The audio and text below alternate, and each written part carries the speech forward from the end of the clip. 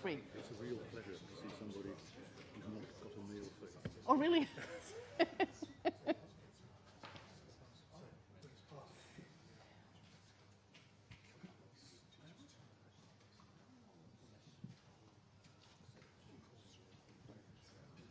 Welcome back, everyone.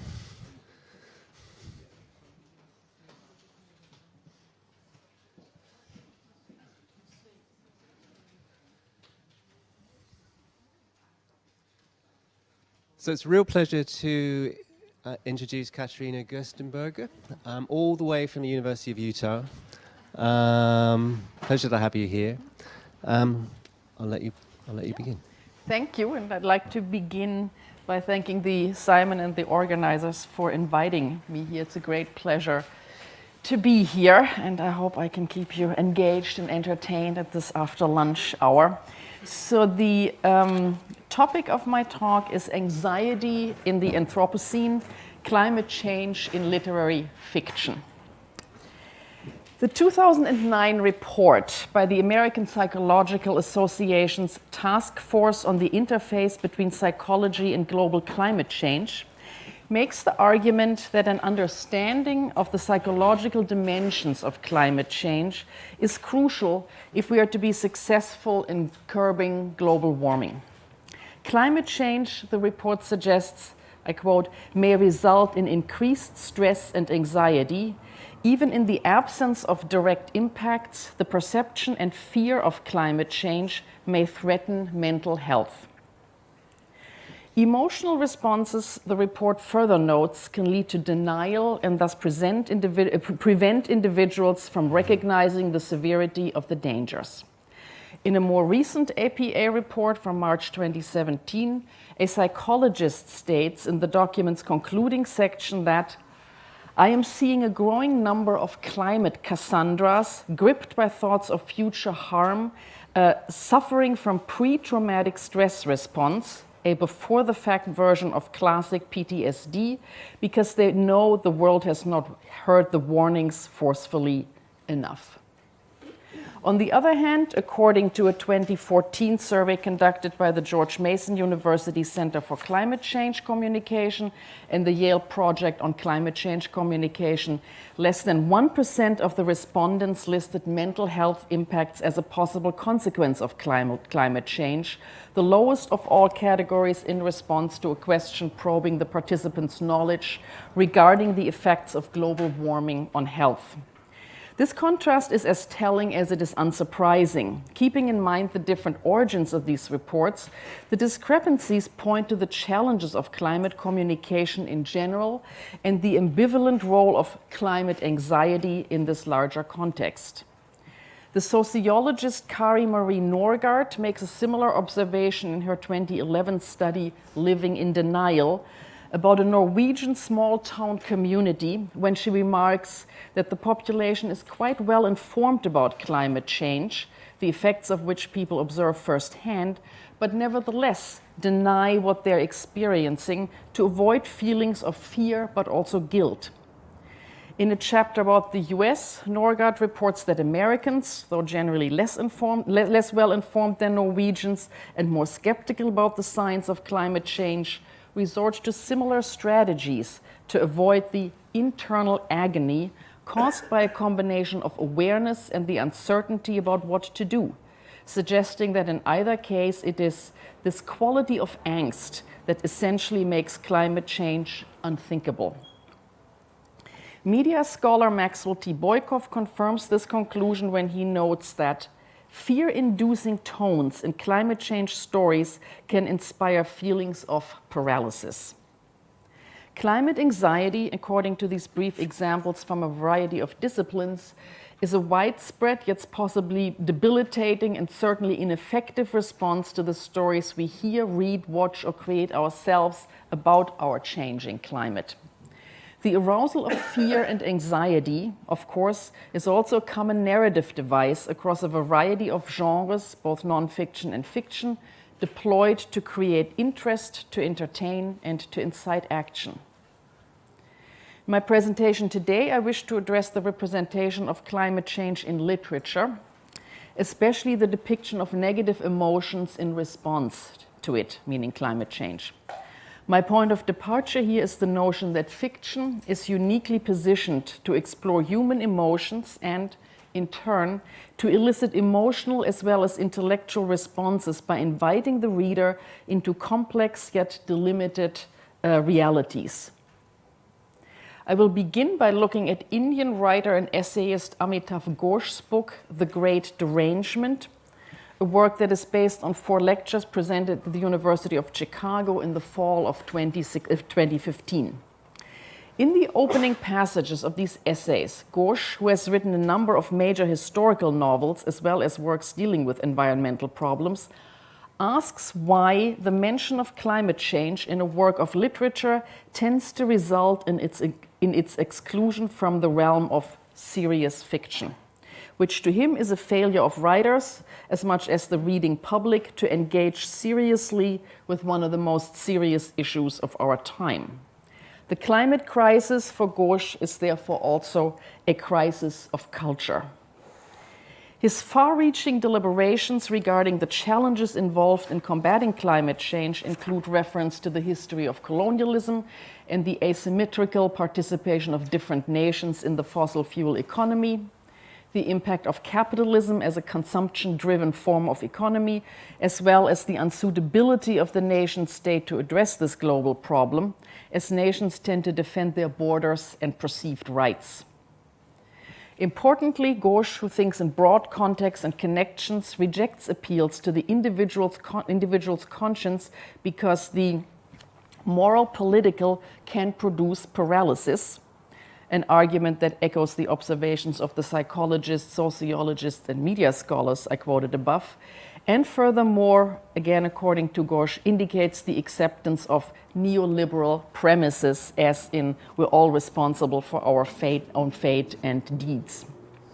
What is needed instead, according to Ghosh, is a way out of the individualizing imaginary in which we are all trapped. Writers of fiction, of course, have over the past 200 or so years created elaborate imaginaries centered on the sovereign individual. So to move beyond the great derangement of human overestimation and to curb climate change, we must realize, both in art and in life, that freedom is not limitless, but has to take into consideration other beings as well, human as well as non-human. Ghosh therefore argues that Pope Francis's encyclical Laudato Si and its acknowledgement of the limits of human agency is more valuable than the 2015 Paris Agreement with its faith in the human ability to shape the future. In his conclusion, he suggests that any way out of this crisis is intimately related to the idea of the sacred, by which he means overcoming isolationist views of humans and the ability to view ourselves in deep connection to other beings.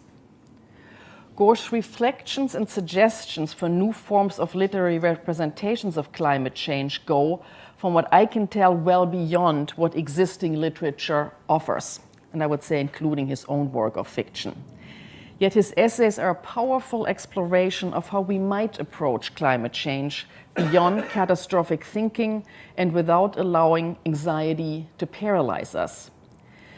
If we can do that, there's hope, at least for Ghosh, and I would want to join him there, that the great derangement will have been a phase in human history for future historians to contemplate. I will now talk in more detail about the Lamentations of Zeno. That's a climate change novel by Bulgarian-born writer Ilya Troyanov. Originally published in German in 2011 under the title Ice Tau, and that's a neologism that literally translates into ice melt. The English title, The Lamentations of Zeno, shifts the focus from the physical consequences of global warming to the suffering of the main protagonist, and furthermore, invokes a religious dimension by alluding to the prophet Jeremiah's laments over the destruction of Jerusalem. Born in 1965, Troyanov, whose family fled Bulgaria when he was a child and who writes most of his work in German, counts among Germany's most politically outspoken writers. He's most famous for his 2006 novel, The Collector of Worlds, about the British explorer, writer, and translator Richard Francis Burton and his travels from India to Arabia and Africa, a work that established Trojanos' reputation as a writer of transnational literature. Defining climate change as a problem about which we know a lot but do very little, the Lamentations of Zeno approaches the topic through the lens of an individual figure and his emotional response to the threats posed by rising temperatures. The main protagonist, Zeno Hintermeyer, is a glaciologist who descends into depression as the object of his study, a glacier in the Austrian Alps, dies due to global warming. Having quit his job at the university, he now shares his expertise about ice with affluent tourists on a cruise ship sailing from southern Argentina to the Antarctic Peninsula. With a scientist as a main character, Lamentations probes the possibilities and limitations of educating the public about climate change. Taking up the, at this point, regularly posed question as to why it is so difficult to get people to act on a problem about whose severity they tend to be well informed. It also examines the emotional effects on a protagonist who must come to terms with his inability to inspire political action. So the novel operates on three levels. It addresses one of the most pressing issues of our time, namely climate change. It probes the possibilities of political engagement through its protagonists and plot, and it reflects on the relationship between art and politics. Lamentations is rendered in form of a personal notebook in which Zeno describes the cruise ship's journey from Argentina to Antarctica, interspersed with memories of his childhood in Bavaria, his failed marriage, his relationship with his admired teacher, and the interaction with his own students. Along with the ship's trajectory, the reader follows Zeno's development from his early interest in ice to becoming a passionate and highly accomplished glaciologist, to his grief over the loss of his glacier, over time turning increasingly aggressive and misanthropic. The plot illustrates this through controversies between Zeno and other staff members on the cruise ship, tense encounters with passengers, including an American artist intent on making his own creative statement about glacial melting, and an altercation with a Chilean soldier over a cigarette stump disposed among a colony of penguins. Towards the end of the novel, Zeno hijacks the cruise ship while the passengers are on shore, forming a human SOS sign as participants in a performance project. The reader thus becomes witness to a process of political radicalization and emotional deterioration that ends with Zeno taking his own life by jumping off the ship into the icy ocean. In between the diary entries are short segments of text which Philip Böhm, that's the novel's translator into English, has described as bricolage passages. They contain a running commentary of sorts on the story of the hijacked ship, offered by a range of unnamed voices who pick up on the topics of Zeno's narrative, including the exploitation of natural resources and the intricacies of the tourism industry, creating an echo effect of sorts, yet missing any and all of Zeno's suffering and intentions. A response to and context for Zeno's act of protest and self-destruction, these sections call into question the possibility of effective communication and mimic the mass media's pursuit of breaking news instead of striving to transmit reliable information. If Zeno's mission to educate the public about global warming fails in the end, the neutralization of its intent through the media carries at least part of the blame. Lamentations includes a number of passages that contemplate political action and the possibility of change. The novel rehearses several models, including performance art, journalism, scientific research, education of the public, and finally violence and hijacking, none of which is portrayed as successful. The opening scene sets the tone when an old bartender in the Patagonian town of Ushuaia berates Zeno for being a scoundrel because he is nothing but talk and accepts what can be avoided. Knowledge that does not result in action, he suggests, is worse than ignorance, contending that Zeno misapplies his deep familiarity with the geography and history of Antarctica merely to make money off rich tourists. The ship, as several commentators on Troyanov's novel have pointed out, is a traditional literary space and microcosm for human behavior, or, as Troyanov himself has expressed it, an allegory of power and resistance in the tiniest of spaces. In this case, it is also a testing ground for political engagement. The incident with the barkeeper inspires Zeno to reflect on his own implication in the destruction of the earth and leads to his resolve: something has to happen. There is no time to waste. At the same time, he rejects more measured and patient arguments, be they presented in the form of science or through art or journalism, as ineffective. Humans, to him, are destroyers of the natural environment, even though several characters point out to him that this judgment might be too harsh. About his own, his own emotional development, Zeno notes, "My sadness scabbed over into rage." In a conversation about climate change communication, a fellow scientist points out to Zeno that prophecies in the tradition of the Delphi oracle might be more effective than any scientific projection or prognosis, noting that it was Gaia, the earth goddess, whom the ancient Greeks worshipped in Delphi, and hinting at the possible power of the sacred. Asked whether he himself has turned away from science, Zeno remarks, "On the contrary, I'm just planning to give my next warning in a different way."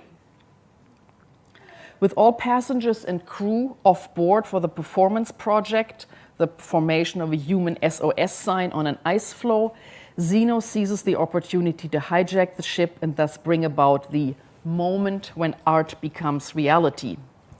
His subsequent suicide in the ocean is preceded by the confession that he is tired of being human, not tired of being me, just tired of being human.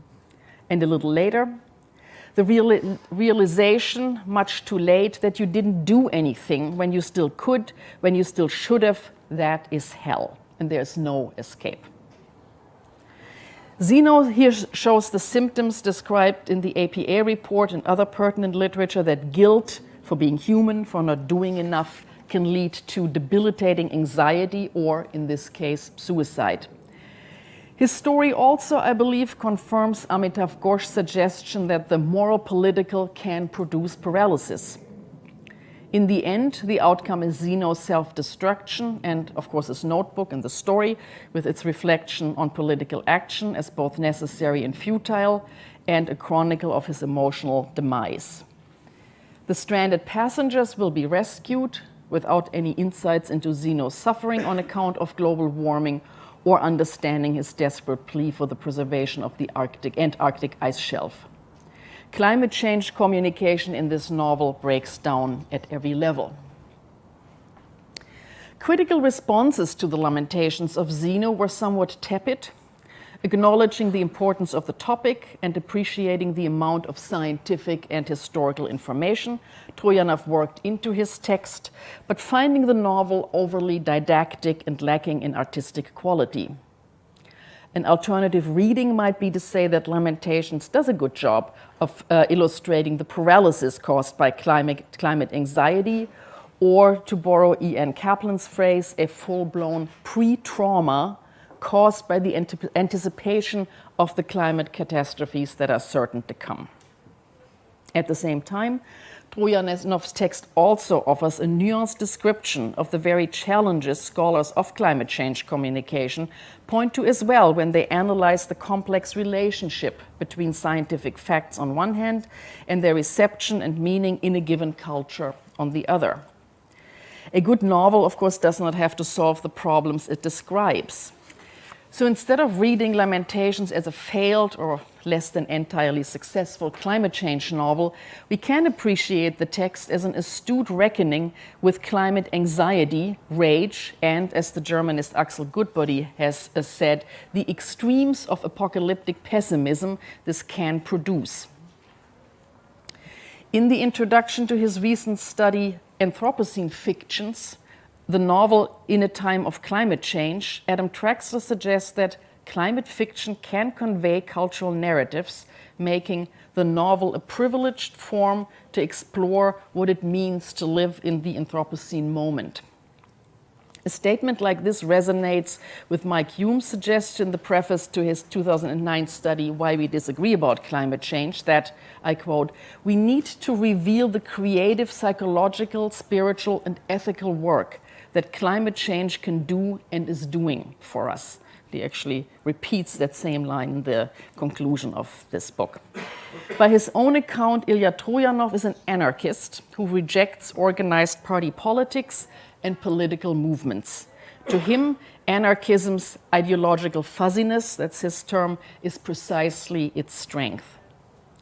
Yet Troyanov also describes himself as someone who has a connection to the spiritual that allows him to participate in a religion's, and in his case that's Islam's, richness without subscribing to its ideology and without conversion to that religion. So if he chooses to write another climate change novel, perhaps he will draw on those spiritual aspects of his self. So in conclusion, I would like to assert that fiction has indeed rich and complex contributions to make to climate change communication, both embedded in its plot and through its voices and as a participant in the conversation in general. Based on this brief interpretation of Troyanov's novel, I would hope that writers of fiction will want to explore further the ways in which they can express what Amitav Ghosh has described as the sacred, however one may wish to conceive of it.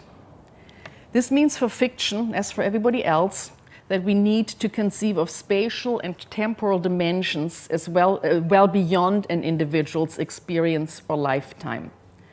It also means that we need to use the human ability to place ourselves in someone else's position much more radically. Then perhaps we can move from anxiety to creativity and develop forms of communication that can achieve support for the cultural shifts that will be necessary to combat climate change. Thank you.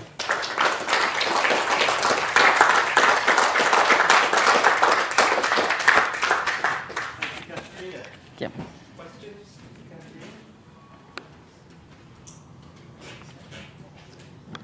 Anyone? No? Okay. Oh, one Oh, there over got to there. be questions. Come on. Hello, I'm sorry to ask a rather minor question about such an interesting paper, because obviously, unfortunately, I haven't read the book. But when you describe the author's revelation of his own sort of ideological commitments, and you said he described himself as an anarchist, Yes, and yes. and then you said, but also this religious. I got a sense, and maybe I'm wrong, that you were contrasting the two as if the two were potentially not. I'm urging, obviously, he'll do whatever he will do. I'm sort of based on my reading on the novel and what I got out of Amitav Ghosh's, I think, very, very insightful book. I'm just trying to bring the two together sort of as a suggestion. As a gesture towards the other, to bring them together. I don't necessarily see it as a contrast. I'm sure Troyanov himself, who's a very, very eloquent people, who has a significant presence in the public sphere through his website, interviews that you can find on YouTube. He certainly would say this is not a contradiction. I mean, he's a sort of post-ideological kind of a person. Anything can be brought in context with anything and made productive. That's probably what he would answer. Well, thank you for that. I mean, I was only going to say it was just a minor thing, you know, on the religious anarchists of, you know, the Tolstoy and all that sort of, you know, there is that kind of tradition of bringing the two together. Well, actually, now that you mention this, I mean, he, as I said, he's a very prolific writer, and he has an essay where he actually explains his own anarchism, and he does go back to Tolstoy. Oh, that's so interesting. he does make that connection. Yes, no. I'm sorry to. It was a very minor point at the end, but thank you very much indeed. Fascinating. Katharina, I have maybe also another very minor question.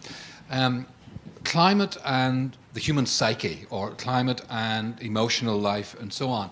Now, it seems to me there are two things here. You're talking about the impact that the idea of climate change the belief in climate change and its potentially catastrophic implications may have on the human psyche. But there's a whole other literature on the way in which climate affects our emotional life. People feel more angry in their vehicles on a hot day. And, or there are increased numbers of suicides in particular temperature. Are these two literatures linked in any way at all, or are they quite separate? To be honest, honest answer is I don't know. I mean, what I've read and researched for this paper is about anxiety caused by the doomsday scenario and the coming catastrophe.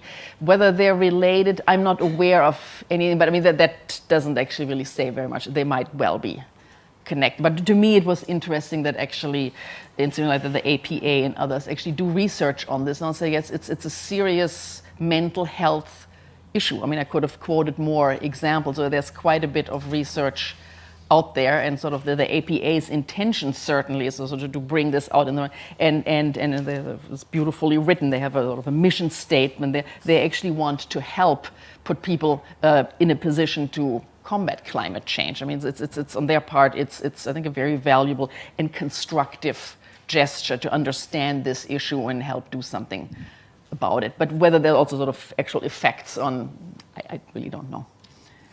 Just wanted to ask if there is a genre of climate change literature, is there a danger of it being marginalised and subsumed into science fiction and perhaps not, being noticed so much or read so much? Well, I mean, that's a good question. I mean, it's a relatively new genre. I think there's more literature out there currently, as far as I'm familiar with, certainly in the English language, American, probably also British context, rather than the German context. The Germans are beginning to discover this now. There are scholarly book articles and the first books out on the topic, and I think scholars, always sort of people like myself who are quite concerned about this, are trying to make sure actually that the scholarly community and the reading public knows about this, and they're trying to establish this as a serious genre. I mean, what Goshu himself is an accomplished writer, he sort of wants to distinguish between science fiction, which to him is not necessarily serious, and sort of more what he calls sort of serious fiction. There are bound to be people out there too who would actually challenge him on that and say that that science fiction, of course, can also be serious fiction as well. But I think it's being taken seriously by writers and readers and scholars, and my predictions, we're going to see more of that. But the challenge really is, how do you represent these issues? Because I mean, a novel sort of will focus on individual human beings, characters, right? And it's a problem that sort of exceeds our imagination quite literally, our temporal frame. And then the question that Ghosh asked, I think, very eloquently is, well, how do you do this actually? So I mean, what he does, if you're interested in this, I would definitely recommend this book. It's beautifully written and crafted and very well founded in history and politics, in literature studies. He says we need to take this very seriously to develop forms that do justice to the problems that face us. Yeah, thank you for that. It's interesting hearing you talking about the effects that climate change and the knowledge that people have about it, and the mental health effects that can have. And as a teacher and artist, and seeing my students engage in the subject over the last month, there's definitely been a raised awareness of the subject, but that can lead to concerns and possible mental health issues. Yeah. And then also you're talking about fiction and writing books, but also art can be a way of, I think people need to feel empowered to make a change in the world through art, but also that in itself can lead to anxiety and frustration. For example, the work's up there on the top floor, and I see people walking past in the street, and I think,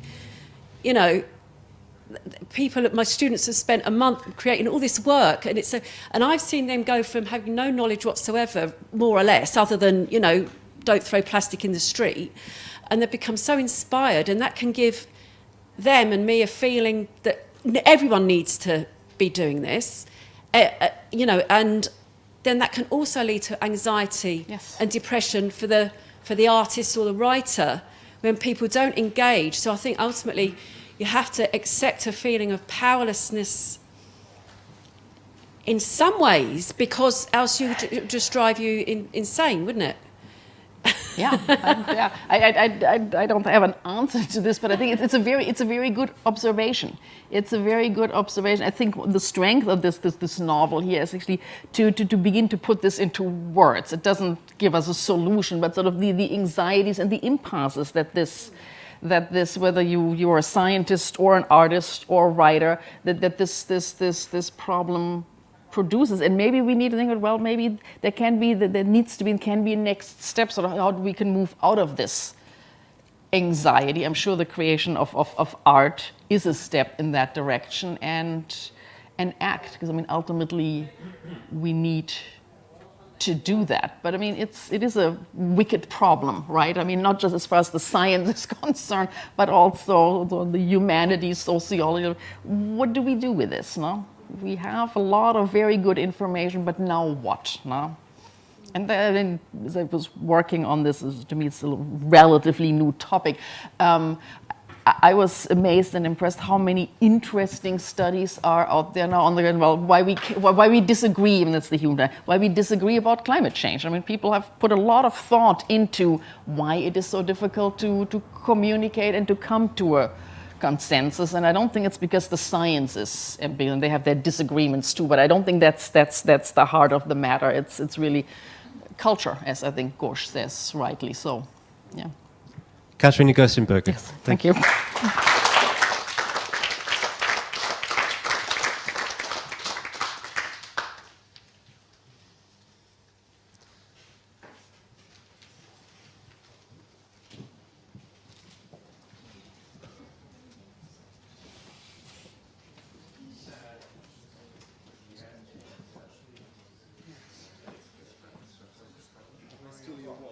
Oh, sure.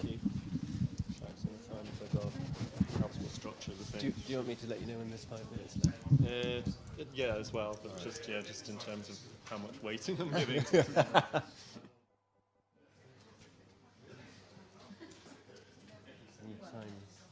15 minutes before you get started.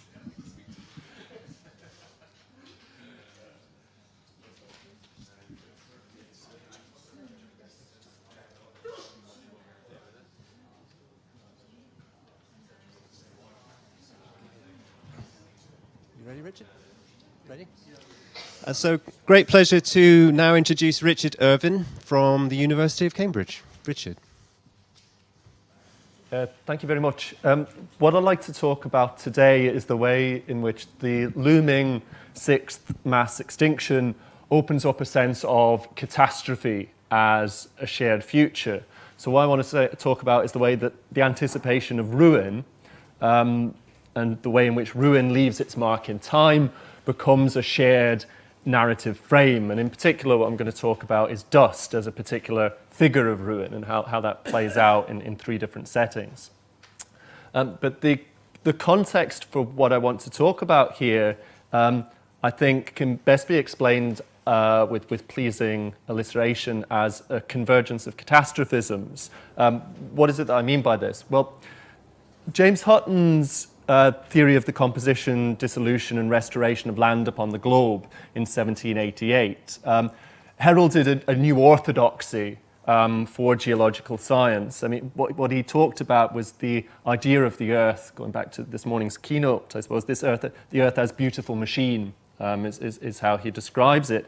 And it's a process that he's describing of continual but slow and imperceptible changes in geology over the vastness of time, which famously, to quote Hutton, leaves us with no vestige of a beginning, no prospect of an end. And this later came to be described as uniformitarianism, because its uniformity natural laws, of geological processes, and of rates of change that are being described. And this, as I said, became a geological orthodoxy to be contrasted with approaches to geology which place the emphasis on cataclysmic disaster as driving forces, as shaping influences in Earth's history. Now, in principle, of course, there's no inherent distinction between catastrophism and uniformitarianism as distinctions between theistic and atheistic understandings of time. In fact, James Hutton went to considerable lengths to explain the conformity of his theory with biblical understandings of time, and he wrote a lengthy preface which was not subsequently published, but which goes to lengths to try and explain this. And all the same, if you're talking about cataclysmic events, that doesn't necessarily infer that there's a hand of God at work there. Nevertheless, the significance of these two modes of explanation in early 19th century scientific debate, as the difficulty of trying to conform this new uniformitarian orthodoxy with biblical time, this led to this association of catastrophism with literalist readings of the Bible, as it, firstly because there's no deep time required here. You can frame catastrophism within the shorter period of time that certain readings of the Bible would seem to be suggesting, as also it accounts for particular events documented in the Bible. You can read the biblical, the flood into the fossil records. So biblicism becomes this nurturing environment over history for catastrophism, and this is symbolized in the infamous Scopes monkey trial. It becomes this parallel theorization of geology, which is very well described by the anthropologist Susan Harding, who's done very interesting ethnographic work of creation museums, which are really providing this separate but parallel account of the geological processes at work. Now, the point I'm trying to make here, this sort of historical ramble, is that we're seeing the divergence of two narrative frames of time. Yet, and I think this is a somewhat recent development, yet the recognition of mass extinction events as events in Earth's history, particularly through Raup and Sepkoski's 1982 statistical identification of the big five mass extinction events, and subsequently the Alvarez's championing of an extraterrestrial cause for the Cretaceous Tertiary event and the subsequent discovery of the iridium marker as a sign of that impact. What this does is it brings catastrophe back into the frame of deep time. And indeed, we see this with the opening up of debates about the Anthropocene and about the sixth mass extinction. And I think this constitutes, if not a return of the repressed, then certainly a revived neo-catastrophism. The significance of cataclysm in geological time is something which we now, I think, take for granted, including our own cataclysm. So what I'm trying to say here is we are all catastrophists now, and catastrophism invests this sense of rupture in time and end-time thinking in the context of the sixth mass extinction as a trope well beyond biblicism. And I want to explore this kind of catastrophic thinking through, as I said, three different figurations of dust. So the first iteration of dust I want to talk about is Eugene Thacker's 2011 book, the philosopher Eugene Thacker, his book, In the Dust of This Planet. And I want to look at this both as a theoretical resource, but also as, more importantly, I think, as an expression of a particular cultural phenomenon, which we see here in the UK as well as in North America. And that cultural phenomenon is ruination as spectacle.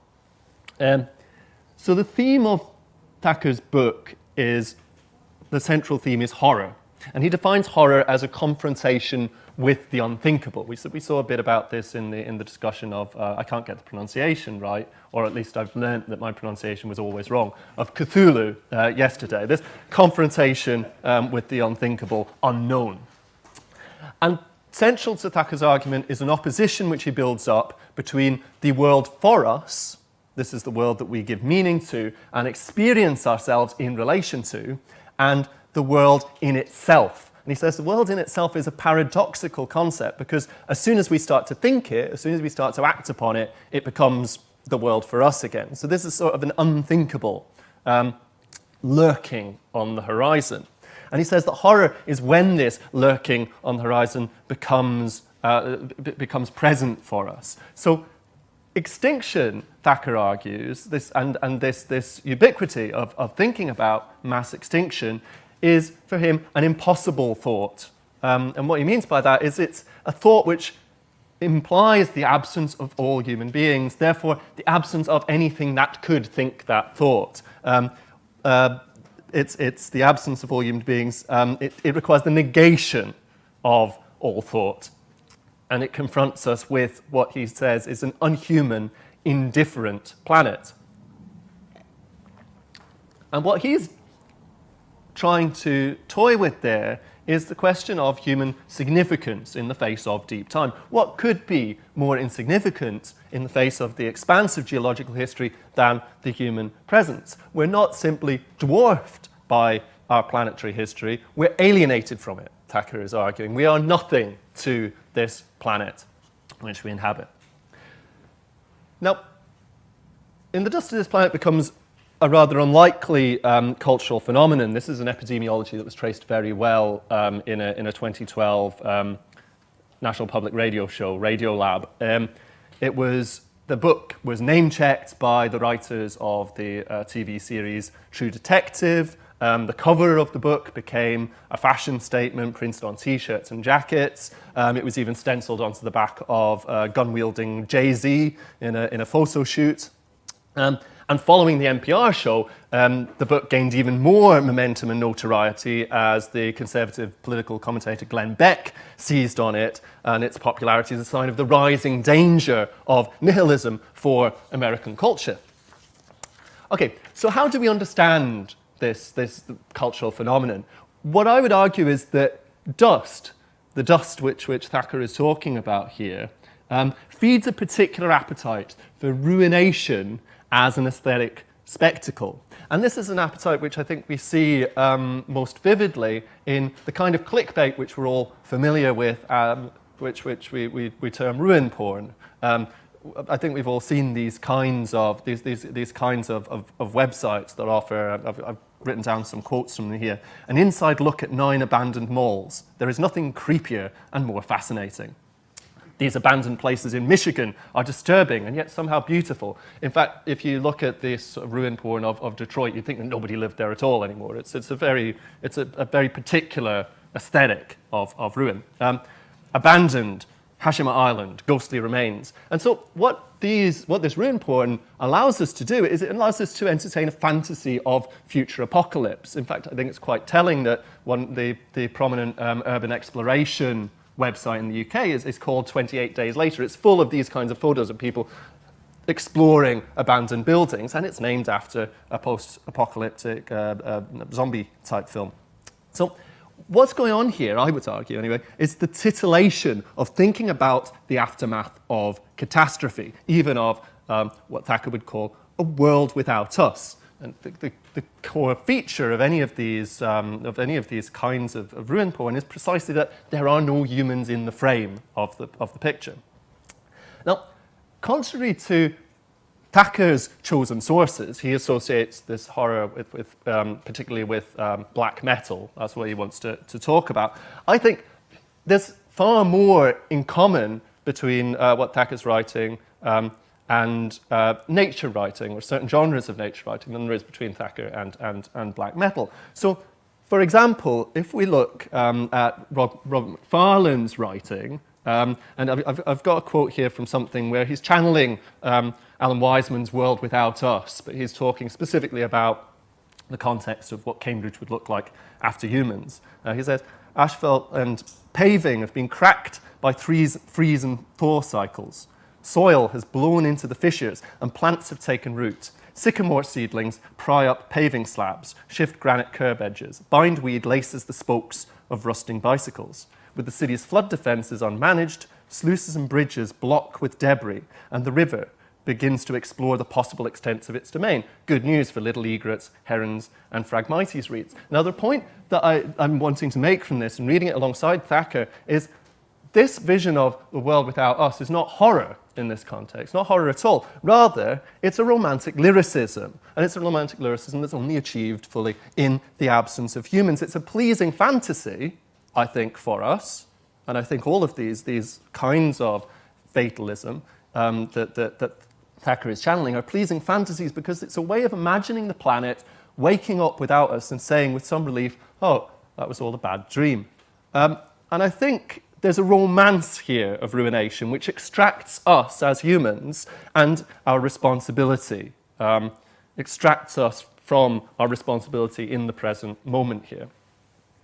Okay, so I want to move on to a different figuration of dust now, which I think takes the image of dust in a different direction. And that's the way dust is used in Pope Francis's encyclical Laudato Si, promulgated in 2015. In the encyclical it's written, "We have forgotten that we ourselves are dust of the earth. Our very bodies are made up of her elements." I think this calls to mind, first and foremost, the liturgy of Ash Wednesday and the ashing with the words, "Remember, man, that you are dust, and to dust you shall return." And this is a liturgy, this is a sacramental, I think, of humiliation. Recall that the ashes that are distributed on Ash Wednesday are the burned palms of Palm Sunday. So our great moment of pride and celebration becomes this one of mourning. So there's an act of humiliation here, but it's an act of humiliation which is also a rebirth. And I think in Laudato Si, I think what is important here is that it's presented not primarily as an ecological teaching. It's not a climate encyclical per se, in the way that I think the media often discusses it, but time and again it refers to itself as part of Catholic social teaching. It is social teaching. And why I think that's important is because it's saying there is an inseparable bond, I'm quoting here, between concern for nature, justice for the poor, commitment to society, and interior peace. So there's a sweeping away, or an attempt anyway in the encyclical, to sweep away the social environmental divide as well as the public-private divide. There's a demolition of dualisms going on here. And it's in this context that the encyclical tells us the earth itself, the earth herself, that's very important. I made it in it. The Pope has it as a her. The earth herself, burdened and laid waste, is among the most abandoned and maltreated of our poor. She groans in travail. Now, there's a sense of catastrophism which permeates this encyclical. The very fact that it's addressed to all people of goodwill is, I think, very telling, because that echoes Pope John XXIII's Pacem in Terris, which was, again, an encyclical promulgated in the face of an existential threat. In that context, it was the threat of nuclear annihilation in the context of the Cold War. And I think what we see throughout is the idea of seeking to mobilize a collectivity that can face that looming threat. And the collectivity here, the social, which is being described, is a relationship between creatures. And this is, I think, the telling thing about the use of Laudato Si, the use of St. Francis's Canticle of the Sun as the title here, because that's a poem which uses kinship terms to refer to different facets of nature. So it's a social relationship which is opened out onto all creatures.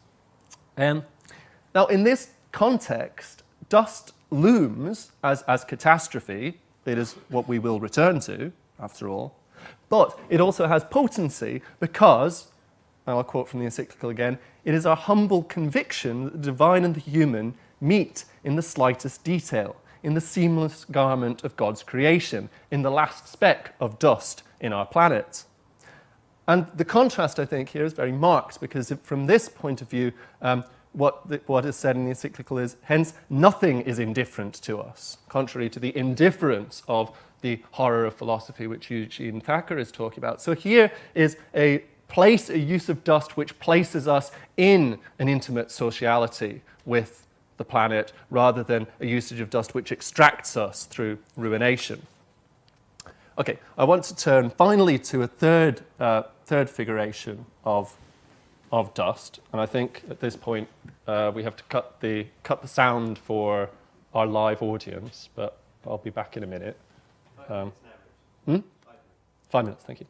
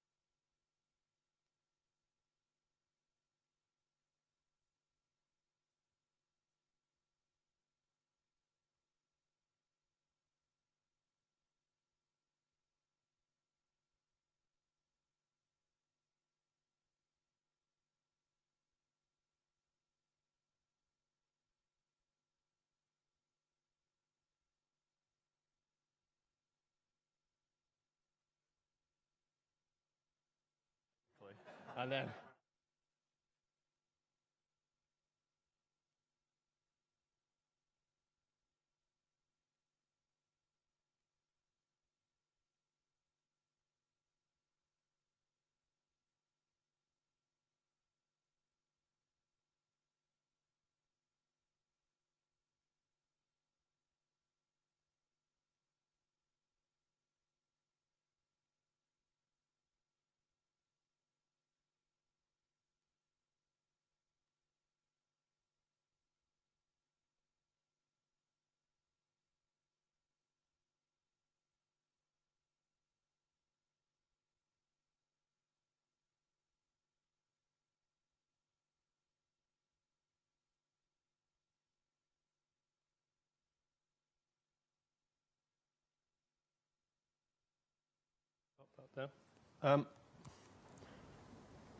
okay. What the rapper he is spitting out there in that song, "Leave Me My Homeland," is he's saying, "I'm the owner of this dust, shoro, left to me by my parents and ancestors. At least I didn't lose that to others." And what I think we see here is something which is playing with an ubiquitous genre in Mongolian popular music. I carry out anthropological research in Mongolia. Whenever you go on a bus or a taxi, they play music videos in which people are going out to the countryside. There's this idea of hudud yavi, let's go to the countryside. And so the idea of a rapper going out to the countryside, of the horsehead fiddle, of these incorporation of folk tunes, is not in any way surprising. But what is surprising is the kind of countryside that's being represented in this video. It's playing with the genre, but it's providing a kind of countryside which is the countryside turned to dust. So this is a contrast with the bucolic imagination of the green countryside, which looms large in the national imagination in Mongolia. Now, Gregory Delaplace, he argues that authenticity is a central concern of Mongolian rap. It's exploring what it means to be a real Mongol.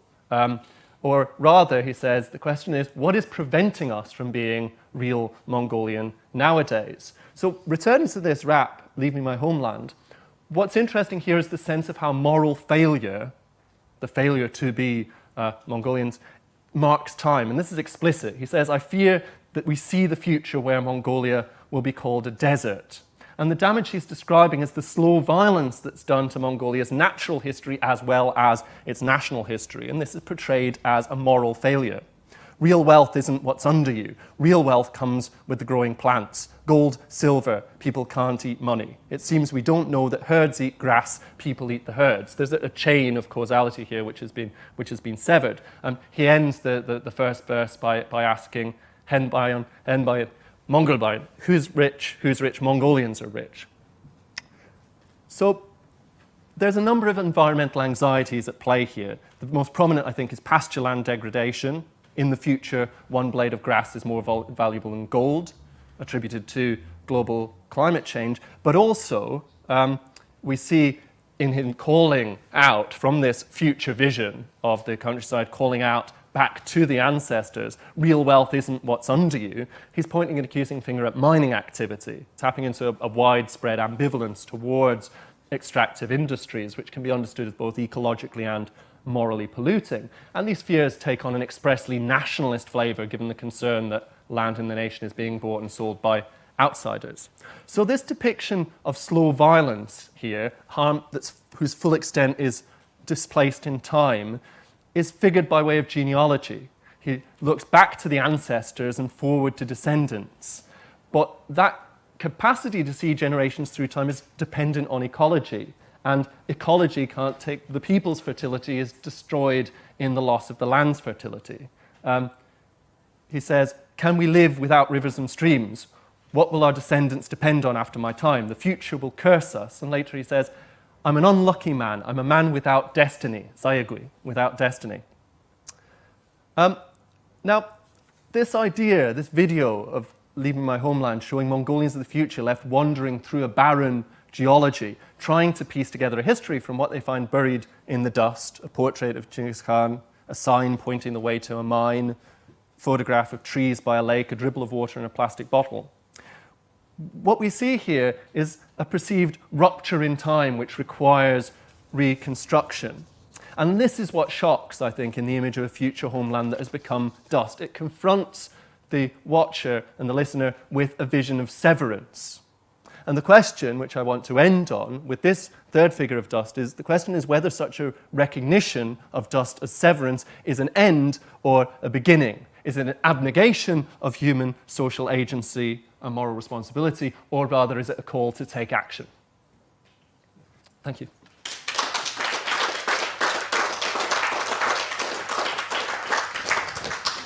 Thank you, Richard. Questions for Richard?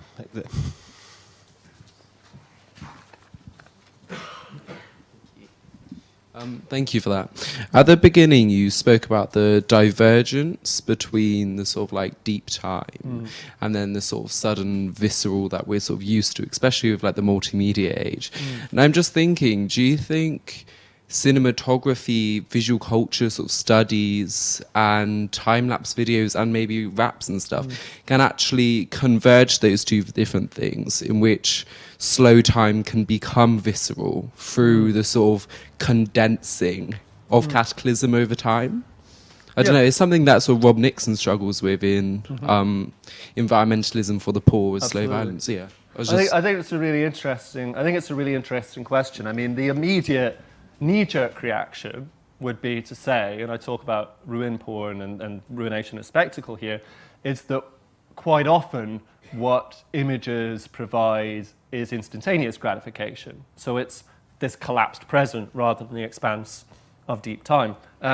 That said, I think it's precisely, the question then is precisely how do we take genres which have become associated with presentism, with consumption in the present moment, and do something which is more expansive with them. I mean, I've been working up in a project in Orkney with an artist there, Anne Bevan, who works on the landscape of Orkney and how it transforms itself over deep time. And part of what we're trying to do there is we're walking with people and we're just trying to see how their political lives are embedded in the deep time of that landscape, in the presence of uranium there, and the erosion which takes away the landscape. So I think that there are possibilities for dialogue there, but I don't necessarily think that they immediately spring from the use of these images. Rather, I think it's a subversion of it, but that's my view. Thank you for that. I'd just like to ask you, I really like the idea that you were discussing about how ruin porn is kind of the idea of the Earth waking up and thinking, oh, thank God it was just a dream that humans were here. One of the things that strikes me from my research, because I'm intrigued by ruin porn as well, and the urbex movement, is that it appears as the exact opposite of new urban development. So you've got the shininess, the glass, the steel, all the kind of very pristine environments that are being created in new urban developments. And I wonder whether you think that this is something to do with people rejecting that model of living and trying to go back to the dirty, kind of dilapidated way of living.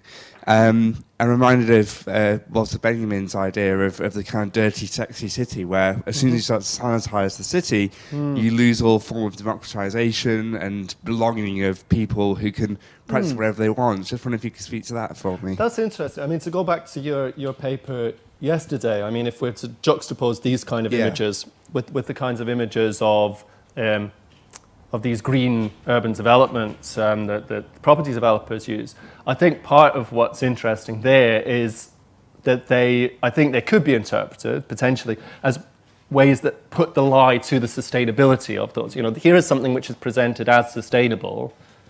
We'll flash forward, and here we see where the actual end point of these is. The end point of any of these shiny dreams is ruination. So I think there's scope there for a certain kind of critique. My worry about it, as part of a wider genre of ruination as spectacle, is that it does have this abnegation of moral responsibility, rather than presenting something which we're taking action in relation to. It presents a particular telos. It's kind of fatalistic in the relationship to that. That's my feeling about it. And the reason I have these other two figures of dust, I don't think it has to be that way. I don't think the images of ruin have to be portrayed in that way, but I think that's one of the main thrusts of the way they're used. Thank you, and thank you particularly for introducing me to Mongolian rap, which I will explore. You're welcome. Thank you. I have just, not really a question, a couple of very minor observations on the other two aspects of your paper. You quoted from the encyclical, which of course has a lot of biblical resonances and analogies, and the idea of the first man being made of the earth and returning to dust.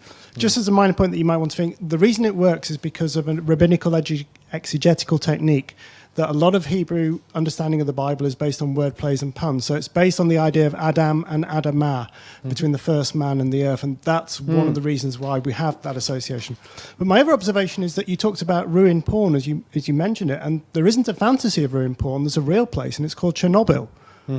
And if you want to see a place where humans no longer are, and which has been left at a moment of human evacuation, go online and have a look at photographs now of intrepid people who've gone and actually documented Chernobyl.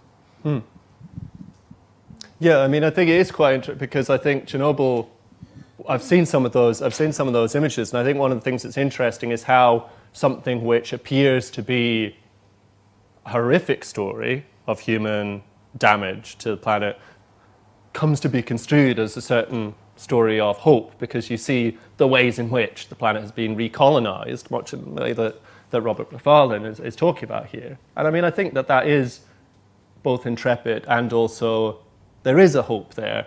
My problem with that would come from the fact that that story of hope, if it involves bracketing out the first stage, which is the recognition of the harm that we have wrought and the possibility of acting in different ways, then I think that's counterproductive. But yeah, I think those are both really good points, so thank you.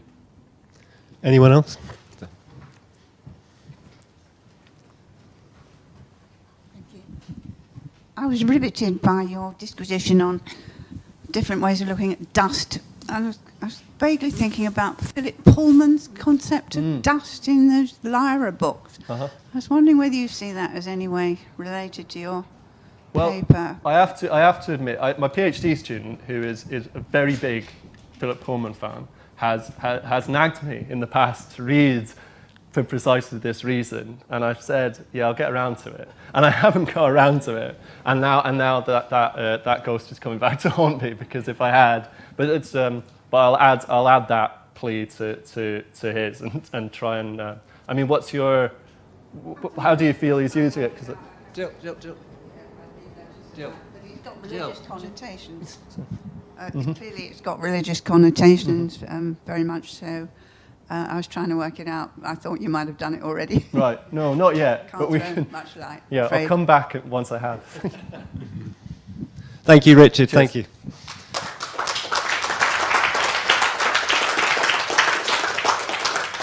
I'm going to ask, would people like a 10-minute break just to stretch their legs before we go into this?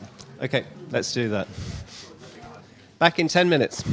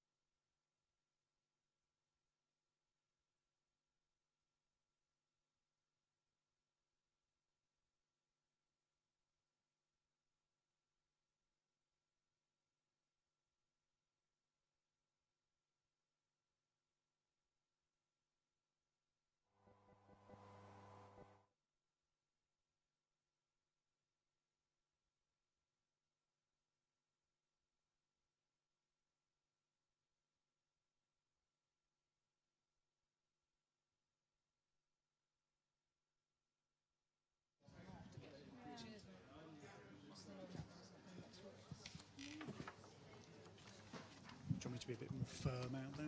Or we're gonna, yeah, probably. Because, I mean, I think it was a good idea giving people a break, but they need to. Yeah.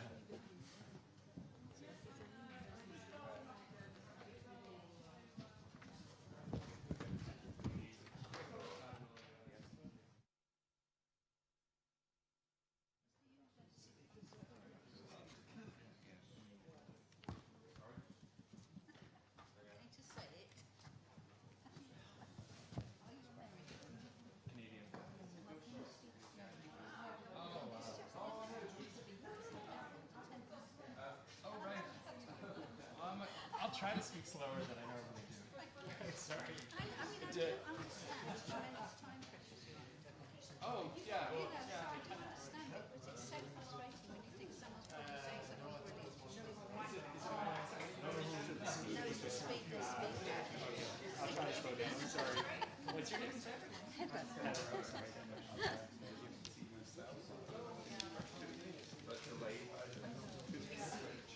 Okay, everybody. If you haven't done so already, please do fill out one of these forms, an evaluation form. It's really helpful to us, and it's something that we can report back to the people that are funding us, basically, that what kind of experience people are having and so on and so forth. So it'd be wonderful if everybody could fill out one of these and either give it back to me or hand it into the museum on your way out. Great pleasure now to introduce a friend of mine from Queen's University Belfast, Tristan Sturm. Tristan. Okay, so this is a paper I wrote with Nicholas Lustig at the University of Buffalo. Oh, sorry, I need to... Okay. Yep, I changed it. And 3, 2, 1. Okay. This is a paper I wrote with colleague Nicholas Lustig at the University of Buffalo, an institution that teaches bison about their own apocalyptic histories on the plains. Sorry, it's a bad joke. It's hard to get it through their thick skulls. You know, so sorry. Anyway, sorry. Sorry for the bad joke. So maybe in response to Michael Roos's paper this morning, to give continuity to the set of papers today, he said to understand the present, you have to understand the past. Well, I would argue that also to understand the present, you have to understand the future, particularly imaginations of the future. And perhaps no present has been more future-oriented than our own, with the exception of maybe the Victorian era. And much of this future-oriented thought is characterized by cataclysm. The present age often seems driven by its images of its own end. Political scientists see violence-plagued anarchy, religious leaders condemn whole cultures and promise escapist prophecies. Hollywood movies draw upon each of these and repeatedly rehearse and sell them back to us, these visions of our end. This is the age of competing apocalypses. So I'll look at 3 broad sort of discourses. The first, American Evangelical, which we've talked about quite a lot at this conference. The second, loosely what I'll call secular public researchers, policymakers, eco-activists, and scientists. And then the third, radical social theorists.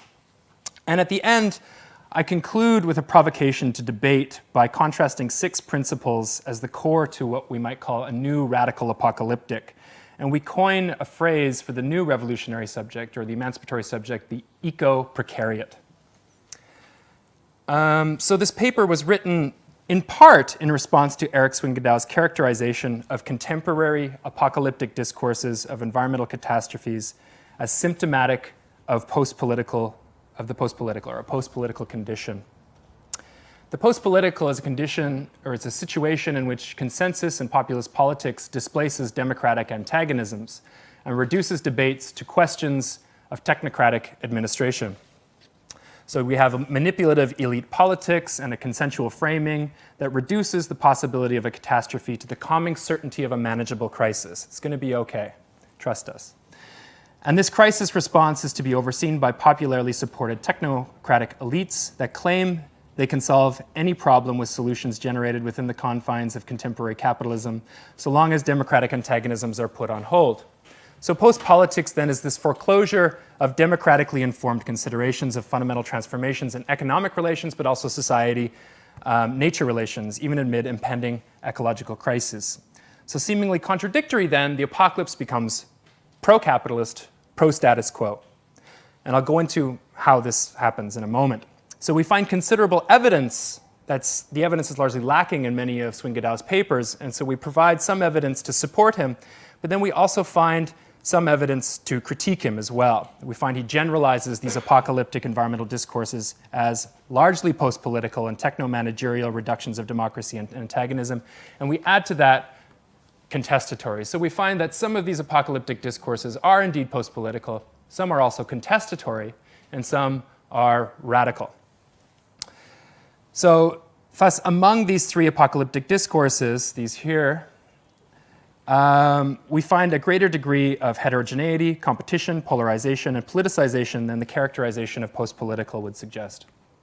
So to begin with, evangelicals, American evangelicals largely, many American evangelicals read the book of Revelation as the story of ecological catastrophe, right? A third part of the trees was burnt up and all the trees and all the green grass was burnt up, right?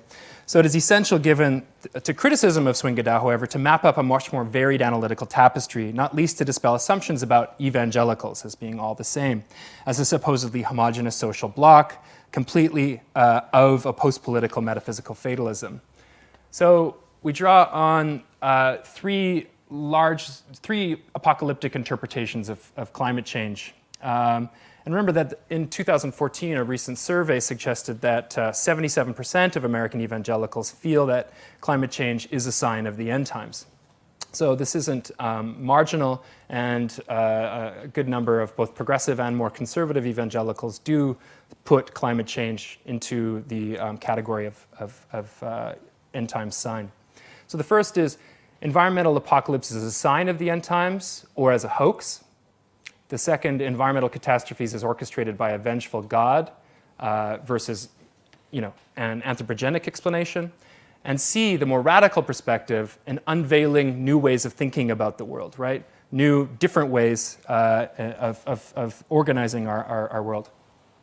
So of the more fatalistic Christian right taking action to reverse this apocalyptic trend of polluting the environment is seen as a challenge to God's sovereignty because the ecological crisis is part of his divine end times plan. And to others, ecological catastrophes are seen as expressions of God's vengeance. So for example, the first quote, the vengeful God, God's judgment for sins as diverse as the US government's sanction of Gaza's evacuation, so that's evacuation of Gush Katif, and in 2005, and New Orleans' decadent nightlife, right, were responsible for Hurricane Katrina. So this is why Hurricane Katrina came about, right? So you have increased, so a lot of climate scientists have suggested that on the American Eastern Seaboard, we'll see increased hurricanes number, but also the power of some of these hurricanes. And this was God's vengeance. And Gerrard captures this early writings of evangelical interpretations of climate change nicely. In 2004, he said, environmental crisis serves modern American conservative evangelists, just as natural disasters serve medieval millenarians, as a sign of the coming end, but not as a warning to avert it. So social and environmental reform is an act of then liberal Christianity that betrays the gospel, and these groups then welcome the atrocities of the world. And this is consistent with neoliberal capitalism's meritocratic, administrative, technological fix, only transcribed here as a metaphysical fatalism, right? There's nothing we can do to avert God's plan. It's predetermined, no worries, God has it under control. It's part of this apocalyptic narrative. Of the more contestatory, however, in the anthropogenic paradigm, Billy Graham, in his book Approaching Hoofbeats in 1983, one of the earliest prophetic texts that cites climate or environmental change, not quite climate change, he pretends that the tampering with nature has produced some side effects that have just begun to haunt us, and that the destruction prophesied by Jesus may have to do with man's poisoning of his environment through massive industrialization, right? So, this isn't, the Southern Baptist Convention in 1970 had made efforts to talk about stewardship of the environment. So this isn't that early, but this is the first real apocalyptic text that talks about it. Graham emphasizes environmental depopulation should be addressed as part of humanity's stewardship of the earth, thus taking a more pluralistic and egalitarian approach to unveiling aspects of the apocalypse to open our eyes to human-made environmental catastrophes, and therefore has attempted to repoliticize and democratize environmental apocalypses. So this is what we might call a contestatory discourse, right? It opens up discussion, democratization. It's not a foreclosed conclusion. No rapture is going to, it's just not just the rapture that's going to save you. You too can make an effort on the planet. So for him, there was no longer that cognitive security that everything will be all right in the end. And such an uncertain future meant evangelicals had to change the world to save themselves. And rather than fatalistically accept events as God's greater plan. And so, there are the sort of liberal voices within climate change, but, Katharina Gerstenberger, she's a climate scientist at Texas Tech, and also an evangelical, and she wrote this book. She happens to be Canadian, however. She says climate change is consistent with our ideology, consistent with our values, and consistent with being conservative, consistent with being a Christian, and even consistent with being the free market, or being with liking the free market and being a libertarian. So here again, she's very much supportive of neoliberal capitalism. She's taken a very conservative perspective. I would hesitate to put her into the contestatory, but she is arguing for a more democratic discussion. So taking up the latter concern of a more emancipatory change, religious scholars like Michael Northcott, Catherine Keller, and even Barbara Rosing have advocated a more radical reading of the Book of Revelation. And of course, this isn't new. Norman Cohen's The Pursuit of the Millennium, although not about environmental change, argued that these millennial movements can be profoundly revolutionary, of oppression and persecution, which could include environmental stresses. So reading Northcott and Keller, Joel Covell, who's the editor of Capitalism, Nature, Socialism, summarizes that these voices as illustrating a repoliticization and an emancipatory potential of the apocalypse within theological voices. He says, how can the environmental changes ahead be conceived of as enhancing society unless we recover the imaginative power of the apocalypse? So secular public researchers. So it is argued that much of the environmentalist literature is itself apocalyptic, what we would call secular apocalyptic. This is borrowing from Paul Boyer. So we begin with climate change policy officials. So within the Republican Party, we have Marco Rubio, who's a Catholic. He says, I do not believe that human activity is causing these dramatic changes to our climate the way these scientists are portraying it. I do not believe that the laws the climate scientists propose we pass will do anything about it. Climate change, he means climate change, except it will destroy our economy. It's kind of a revealing moment, right? So basically he's saying it's not anthropocentric, it's part of this sort of natural cycle, right? It's a naturalized threat, and seemingly he wants to maintain this neoliberal status quo. Indeed, climate skeptics like free market think tanks, energy lobbyists, industry advocates, and senators connected to this complex stand to gain from things like the Northwest Passage being opened up or drill bits in the Arctic. And among federal legislatures like John Shimkus, he's a Lutheran, said in 2010. So in other words, I talked at the beginning about evangelicals, and here I'm talking about policymakers, and they're not mutually exclusive. They overlap in certain ways. John Shimkus is one of those. He basically said that the earth will end only when God declares it to be over. And James Einhoff, one of the more famous detractors of climate change, said climate change is simply a hoax, and he wrote a book about it. But you see this within Democrats as well. So Barbara Boxer, she's quoted recently as saying, time is running out. She's the California senator, concerning global warming. And she is an attempt to repoliticize environmental issues through a kind of apocalyptic psychological imminence, right? That we need to do something now or the end is upon us, or at least the status quo. Among eco-activists, and in a way, James Lovelock was quoted earlier, and I would say he did back into this one. He says, we need a more authoritarian world. We've become a sort of cheeky egalitarian world where everyone can have their say. And he concluded, it may be necessary to put democracy on hold for a while. So here he's advocating an anti-democratic and authoritarian rule to prevent an environmental apocalypse. He's very much falling into the kind of technocratic, post-political discourse about an environmental apocalypse. Among more eco-activists, the contestatory discourses, we looked at Greenpeace. They've attacked specific forms of industrial production that threaten the reproduction of life, but Greenpeace is a light green reformist group, working within capitalism and does well to identify the foundational dynamics of environmental problems, but does little to work to change them. As Wapner summarizes here, advertisement does not affect or change the structures of power which create and support environmental destruction. So still within these popular researchers, we have these books, The End of Nature by Bill McKibben, more recently Elizabeth Colbert's The Sixth Extinction, which was talked about earlier, a little older, Jared Diamond's Collapse, but also Robert Kaplan's The Coming Anarchy, Guy McPherson's Near-Term Extinction, these kinds of discourses. And they all parallel this Cold War systems theory come apocalyptic language from Tom Schilling, right? These kind of tipping points, or points of no return, Richard Ashley calls them, or critical thresholds, or omega points, right? And these kind of echo for evangelical, if we look at it through a kind of evangelical lens, it's very similar to the rapture, right? We're on the sort of precipice of some large event. In one case, in the rapture case, however, you're saved. In this case, there's no millennium to save you.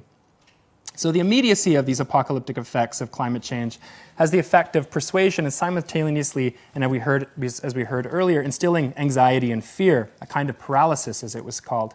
But some climate scientists want to limit the fallout related to this apocalyptic potentiality through their findings, but they're often limited or hamstrung to do so, and I think this was put very well in Orksey's and Conway's article in Daedalus. It's only 5 minutes, so I better cruise forward then. All right.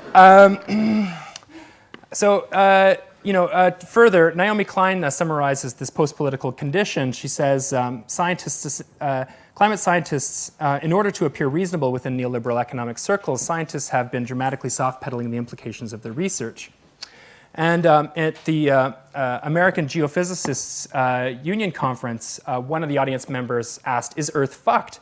And he answered, well, if we're thinking about the future of the Earth and if the future of our coupling of the environment, we need to include human resistance to capitalism as part of the dynamics. That is really a geophysics problem. Wait, challenging capitalism is a geophysics problem.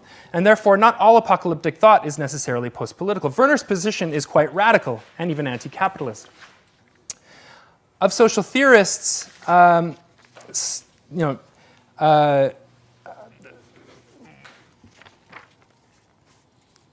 they have turned toward apocalyptic rhetoric to rethink the emancipatory messages of religious discourses, to serve an effective tool to emphasize an ecological critique of capitalism, and to opportunistically marshal the forces of various apocalyptic scenarios as possible substitutes for the vanquished revolutionary subject. The most important radical theorist to do this really is Slavoj Žižek. And he gives the reasons for these various apocalyptic trends within climate change.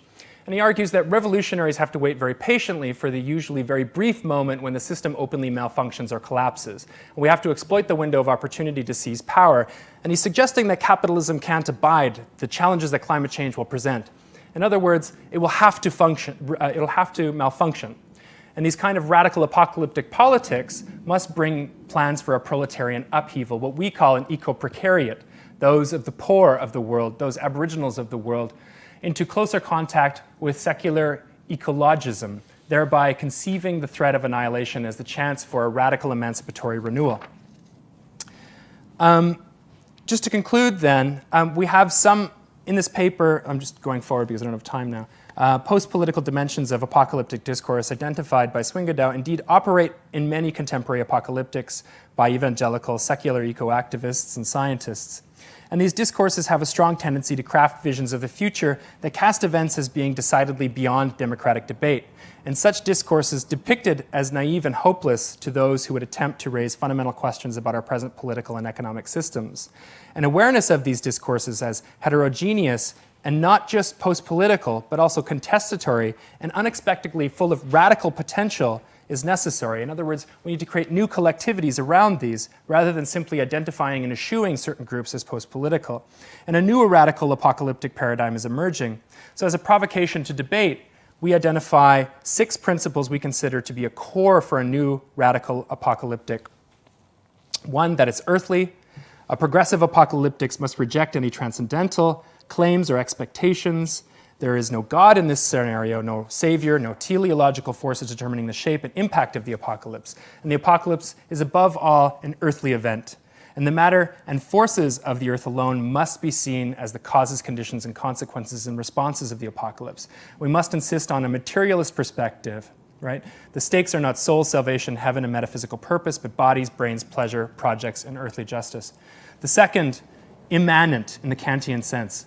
However imminent the most catastrophic events may be, the apocalypse is profoundly immanent to our present situation. The apocalypse is ahead of us, it's also upon us, it's behind us, it's within us, and the forces contributing to impending ecological, economic, and social catastrophe already operate in and profoundly shape the present. Recognition of this immanence can sharpen our sense of complicity, responsibility, and potential. The third, contingency. We must refuse any claim of access to divine knowledge or absolutely unassailable objective truths. Our materialism is grounded in a radical contingency, i.e., a foundational unpredictability that means things can have been different and can always be different, not predetermined predestination or participation in an already scripted revelation. Fourth, conjunctural, or this is what Christian Parenti calls catastrophic convergence. The apocalypse includes political, economic, teleological, technological, and ecological dimensions of causes. An appreciation of these multiple dimensions of a composite apocalypse is crucial for considering the contingency of the unfolding of any apocalypse, the diverse causal pathways of its production, the opportunity, indeed the need for large-scale, multidimensional socio-ecological transformations. And five, uneven. This is the geographical element. Different places are impacted and will be impacted differently. The poor suffer most, again, what we call the eco-precariat. And the apocalypse is overcoated by class divisions and inequality. The radical apocalypticism intent on earthly justice requires an awareness and emphasis on the geographical and social unevenness in the causes and consequences of the apocalypse. Our expectations, plans, and demands must reflect this awareness. And lastly, redemptive. The apocalypse contains unprecedented transformative potential. All efforts to reduce the catastrophe to an apocalypse, to an event locatable and thus solvable within the coordinates of present systems of power and profit should be subverted. And the apocalypse is an opportunity to transform everything. And we should see the apocalypse as the possibility for redemption. And that's it. Thank you.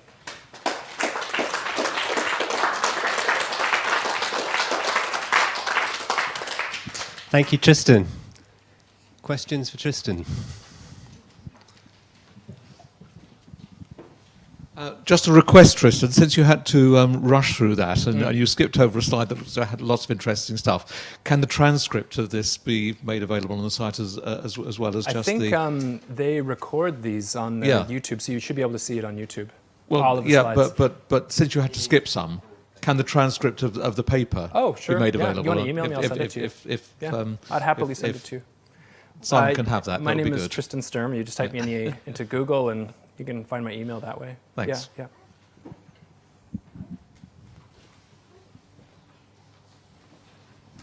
Thank you very much for that. I just have a question.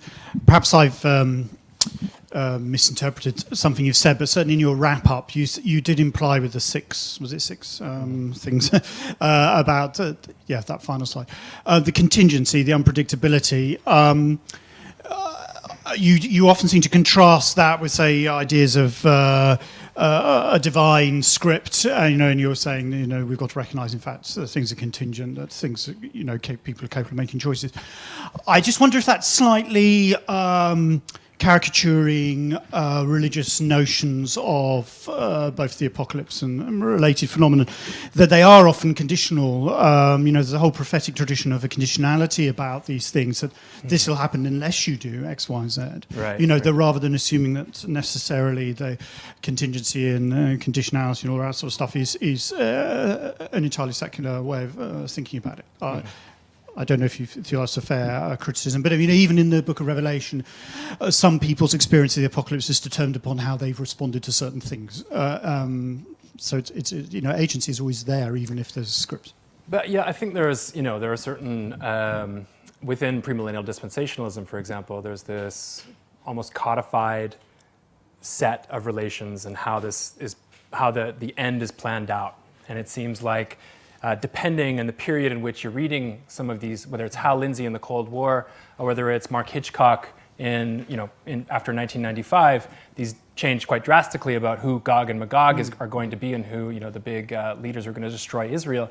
But there's been sort of common narrative, I think, for at least 130 years, or maybe a little bit less than that, maybe 100 years, where it's already set out. It's not contingent at all. This is what's going to happen. These are your common enemies. These are those social groups that are your enemies, and these are the states that will be the enemy in the end. And so what I mean here what we mean here by contingency is that there is no utopian plan for the future, but rather it's negotiated, it's democratic, and it comes about along with the material conditions in which that series of events happens to manifest in an apocalypse. But again, the apocalypse isn't, if we go down to the uneven part, it's not a universal apocalypse. It doesn't happen globally. It happens different places at different times. And as Graham spoke of earlier, Graham Harvey, sorry, at different times as well. So I think that's my point, is that there's no one plan. And I think when people start planning for these things, certain individuals end up being left out, and it becomes a kind of post-political condition or circumstances in which democratic antagonisms are not incorporated within the discussion. Yeah. Any other questions for Tristan? Okay, let's move on. Thanks, Tristan.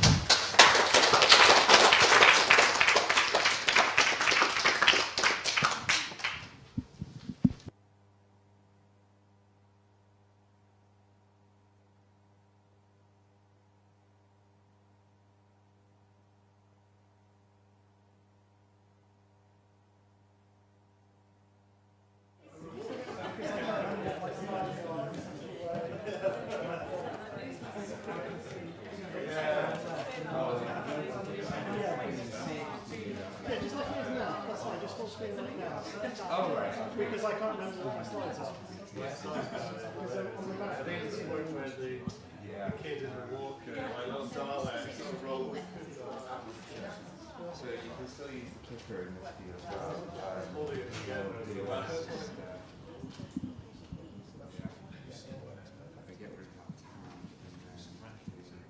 Because I can't remember my next slides, so that's perfect.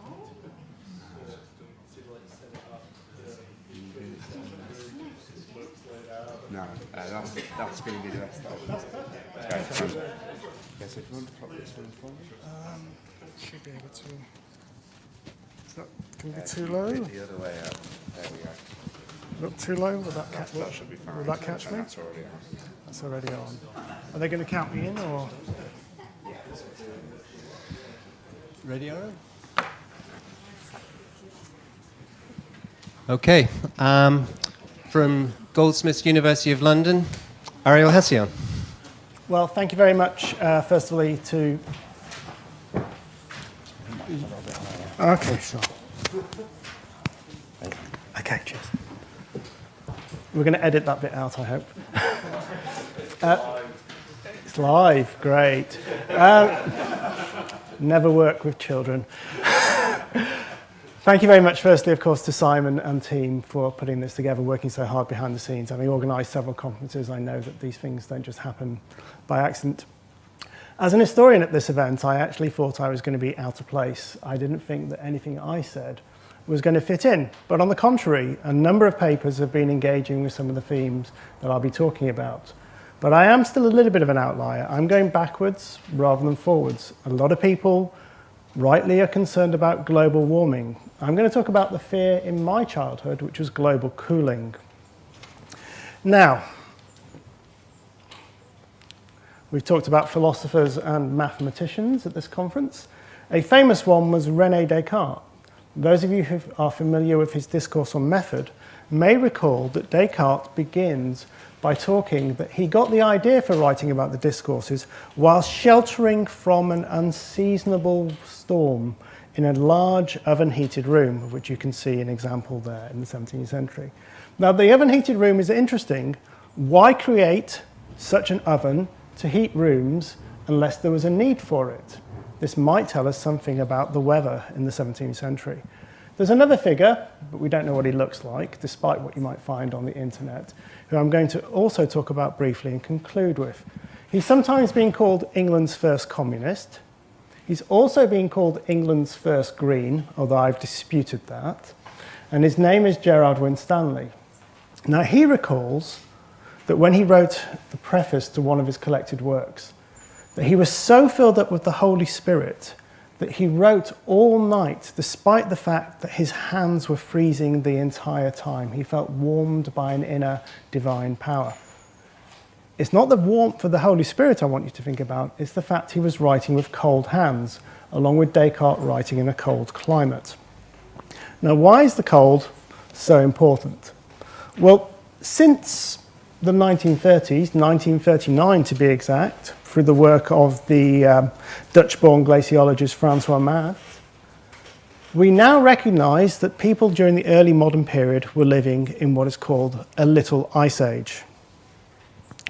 This little ice age has been characterised, according to the studies that we have, by temperature drops of 1 to 1.5 degrees centigrade below modern averages in the Northern Hemisphere.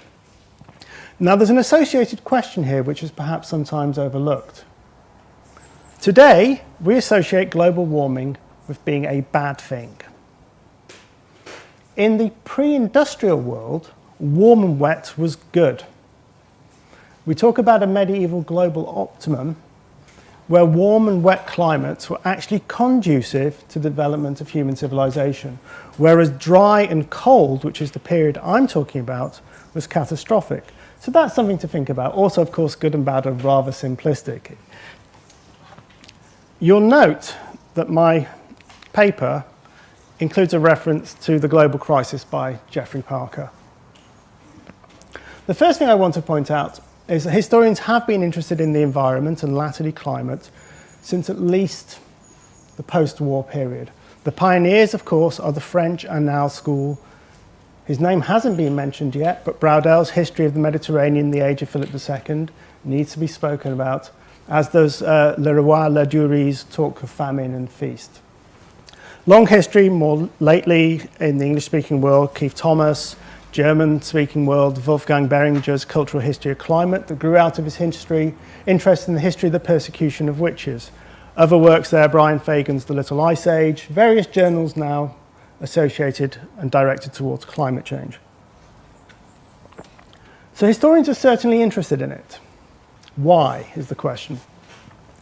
What is Parker's argument and why is it relevant today? Well, in an earlier discussion, we were talking about the fact that historians, they write in the present, and many of their concerns about the past are moulded by present-day issues. So with the rise of the HIV and AIDS in the 1980s, there was an historical turn towards medical history and an interest in disease.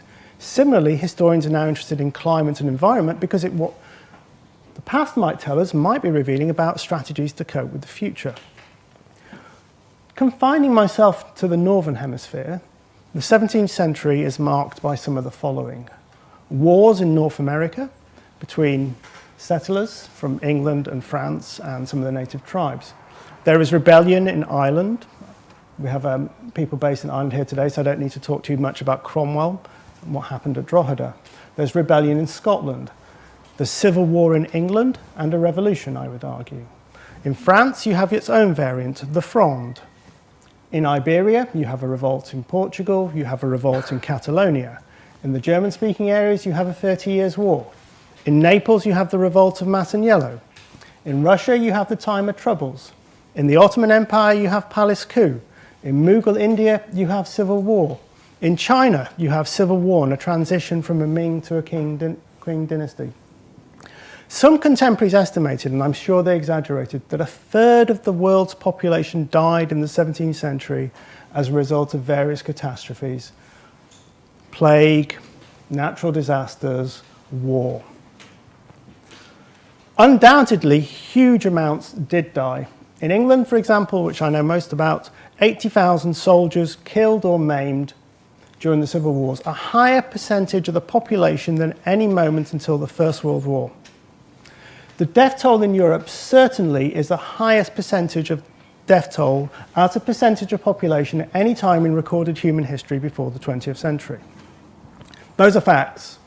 We may argue slightly about the numbers, but those are the facts. So the question is, can we connect these events in any way, shape or form, or they just happen to be separate incidents that occur at the same century.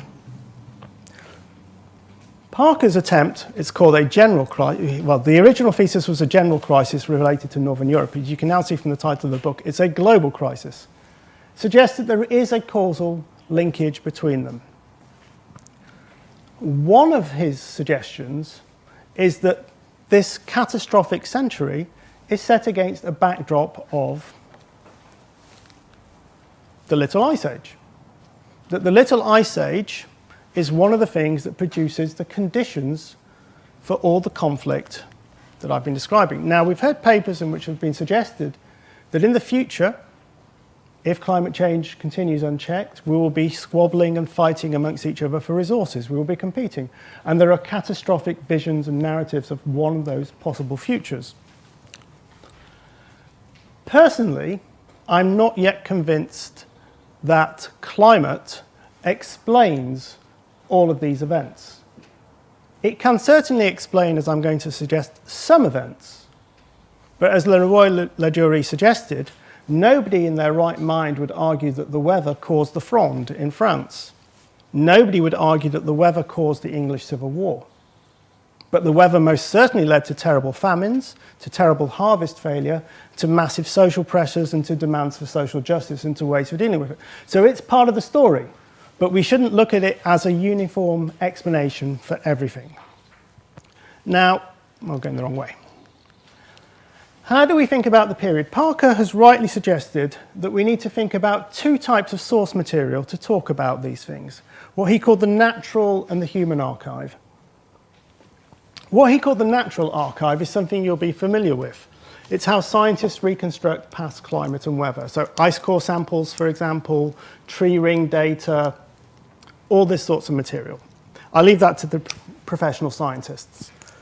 The natural archive is extensive, and if historians wanted to work on the weather, they would find far more material than they are usually aware of. We have, for example, chronicles at national and local level, local government records, diaries, letters, contemporary news books, printed proclamations, pamphlets, scientific and astrological treatises, visual representations. All of these are source materials for the weather. For example, in England, people in agricultural communities often kept diaries about the weather. I've given you two examples there, one from Suffolk, one from Norfolk. As world-shattering events were taking place, they were recording the weather. There's more information about the weather in 1648 and 1649 in the diary of John Clopson than there is about the English Civil War and the execution of Charles I. That doesn't mean to say that they're disinterested, but events in London are quite far away from the Essex-Suffolk border. Concerns with the weather also are illustrated in one of my favourite painters, Arcimboldo. Why draw a portrait of the Emperor Rudolph II as the Roman god of fertility unless there is a crisis of resources? Perhaps this is an indication that you actually want the earth to be more bountiful because you're dealing with extremes in winter in particular. Or I mentioned an entire genre of painting. You'll all have seen some of these, maybe not these particular images. Dutch landscape pictures, winter landscapes. Why would you have a genre of winter landscapes unless it was an every year occurrence? So here we have Averkamp again. Whoops, help. I've pressed the wrong button, have I? I was doing so well. Perfect, thank you, yeah. Most famously, of course, Bruegel. Okay, you can all see that, yeah, that's perfect, yeah. Bruegel. Now, there are some points that I want to make. This doesn't give us an accurate representation of what the weather was. It's a painting. It may be an accurate representation, but we can't necessarily be certain. I'm being very conscious now of the buttons I'm pressing. Scientific instrumentation is also developing in this period, but it doesn't have the same level of precision that our modern instrumentation does. So when we rely on 17th century recordings of the weather, They're approximations in relation to what we're used to, so they have to be used with a caveat. Not until Mr. Fahrenheit, Daniel Gabriel, and Mr. Celsius do we have accurate ways of measuring temperature, but this is later.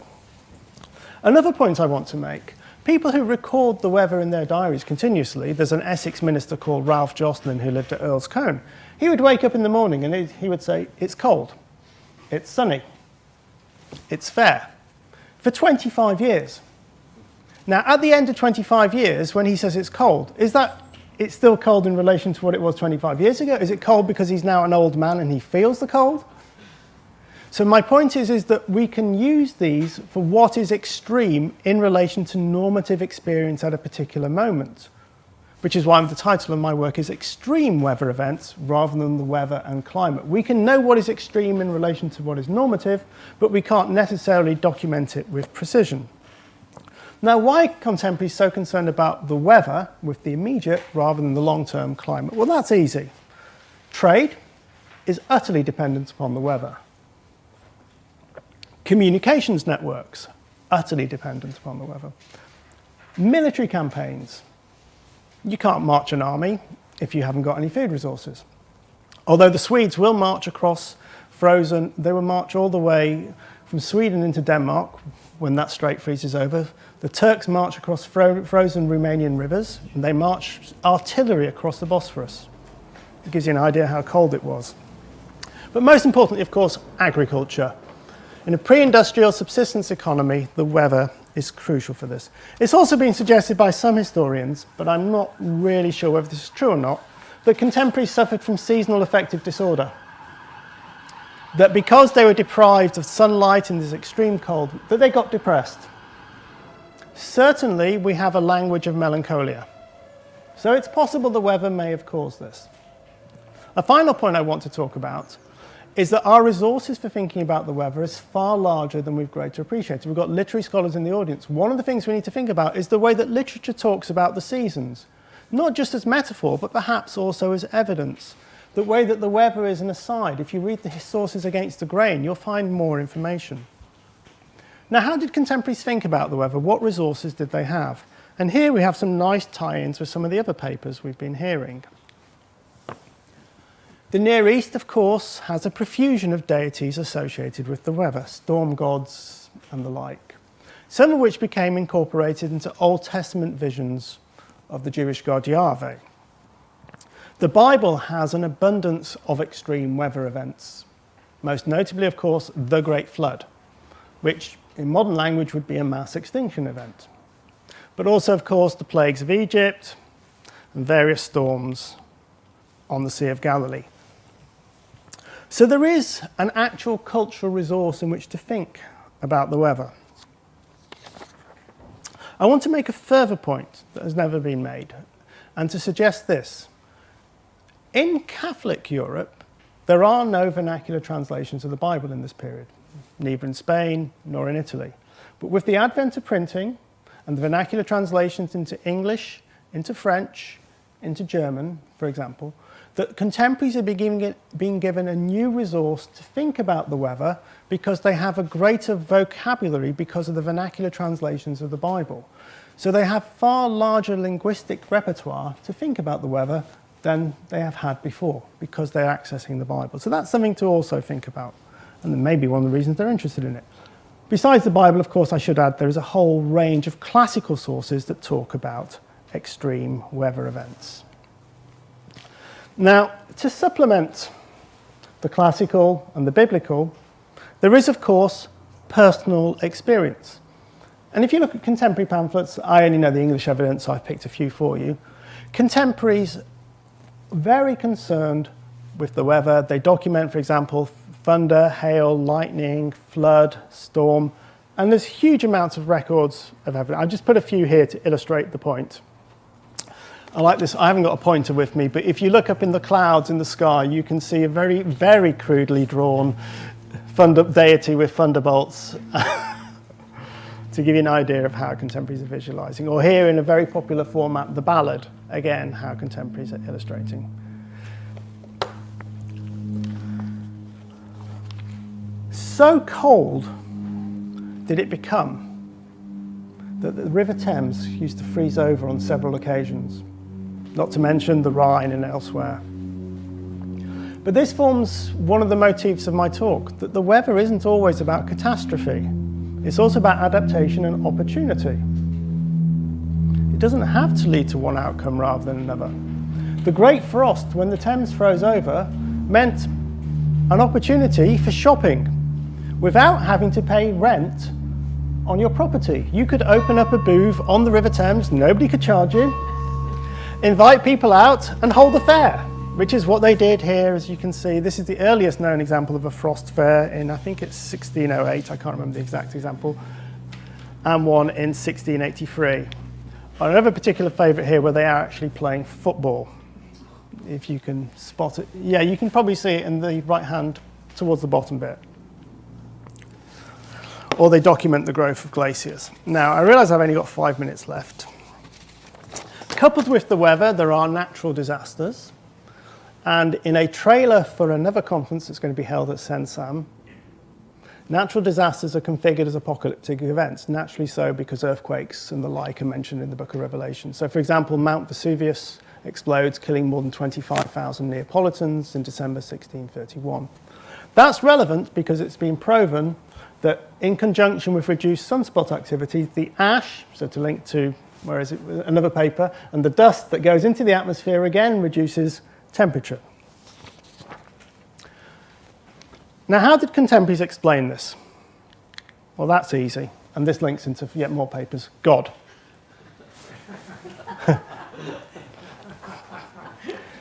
Everything is divine, the will of divine providence,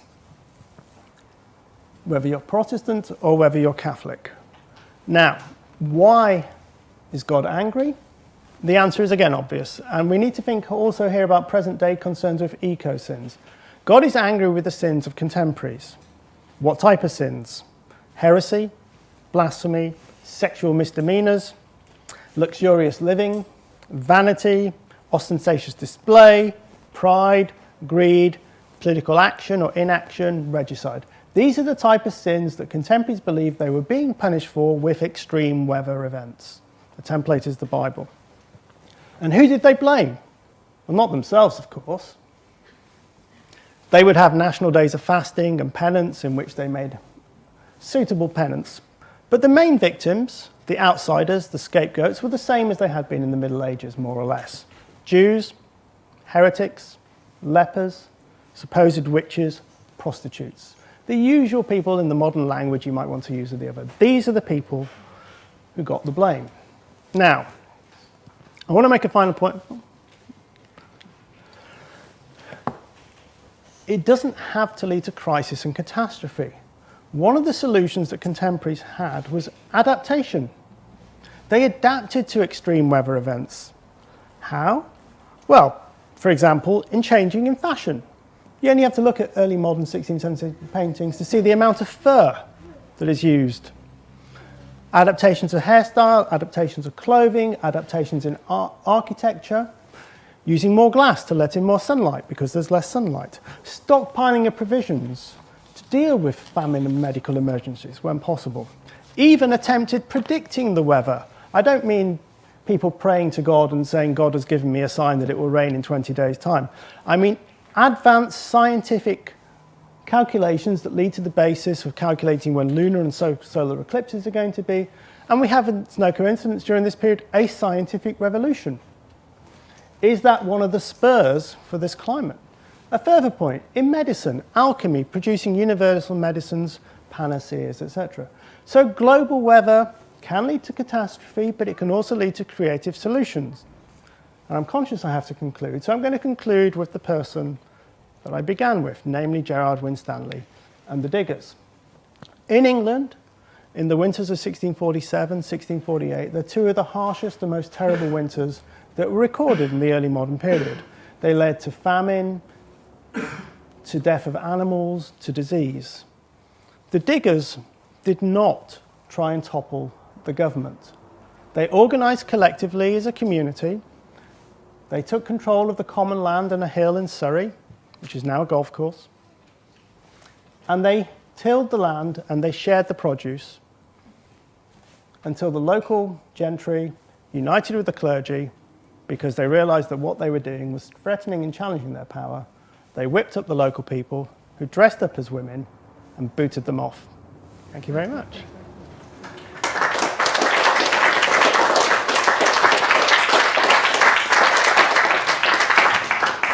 Thank you, Ariel. Questions for Ariel?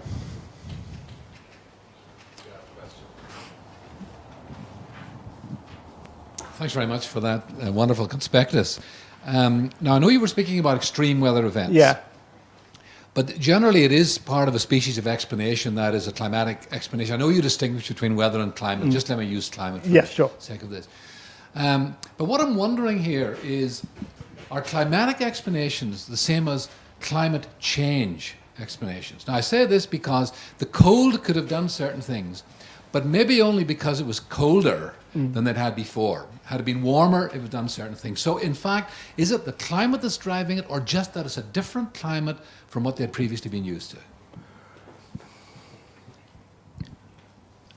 I think I understand the distinction, but in a sense, because it's different from what they've been used to, they're having to adapt to it because it's different. But also, in the Northern Hemisphere, it makes a significant difference to when you can harvest your crops, to whether your crops will survive, if there's less rain, if the frost is coming later, and it's starting earlier and finishing later.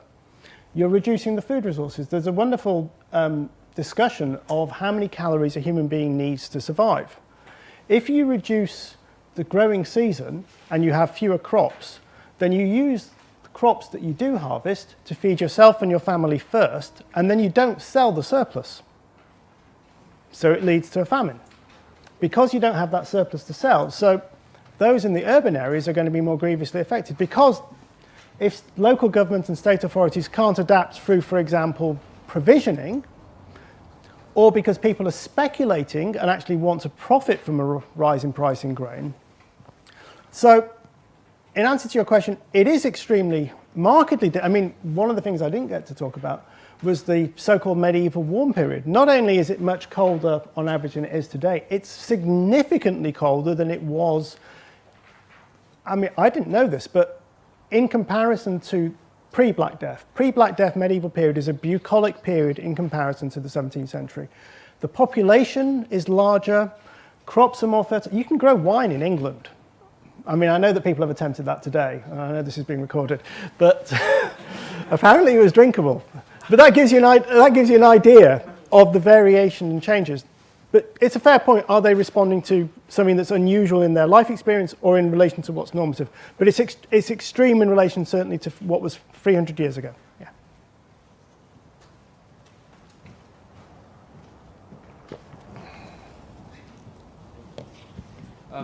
Do you not think that your sort of Eurocentric sort of argument about how climate change could bring about sort of more creative sort of solutions be a bit reductive? Because in places like Pakistan, they're experiencing temperatures of like 55 degrees, which is obviously at a point in which humans just can't survive.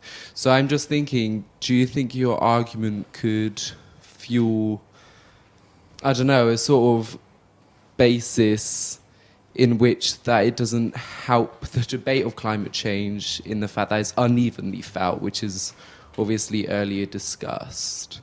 So I don't know, I get your argument in your paper, but I think it could be also damaging. I don't know. Sure. You understand? Yeah, I understand perfectly your point. As I say, I'm a historian, so my concern is with the past. And I think that just trying to explain climate as a harbinger of crisis is not the only way to think about climate in the early modern period. I said that those who want to take what I talk about the early modern period in relation to the present and the future can. Those who just want to think that I'm debating Parker and how to understand, which is how I see it, and that's fine. I'm not, and don't forget also, what I'm talking about is 1 to 1.5 degrees colder than it is in relation to now. I'm not talking hotter, which is a different situation. I don't want to get into conversations about whether or not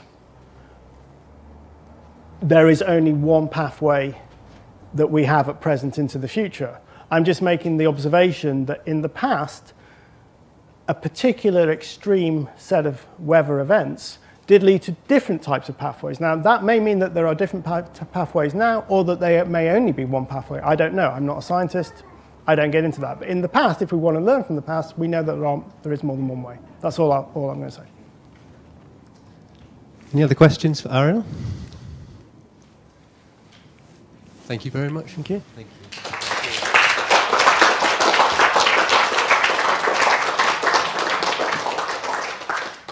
Should we have another 10 minutes stretch legs? Okay, and back in 10 minutes then.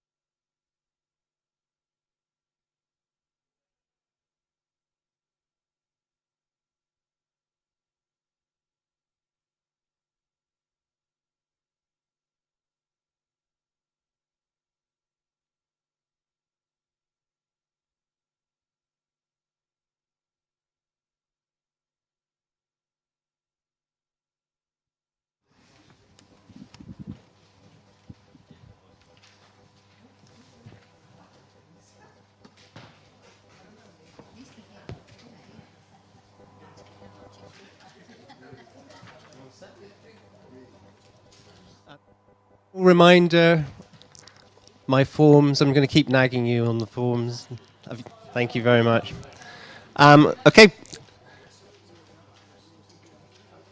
It's my pleasure now to introduce Tom Albrecht from Queen's University Belfast. Tom, it's all yours. Microphone working? Everything fine? All right, cool.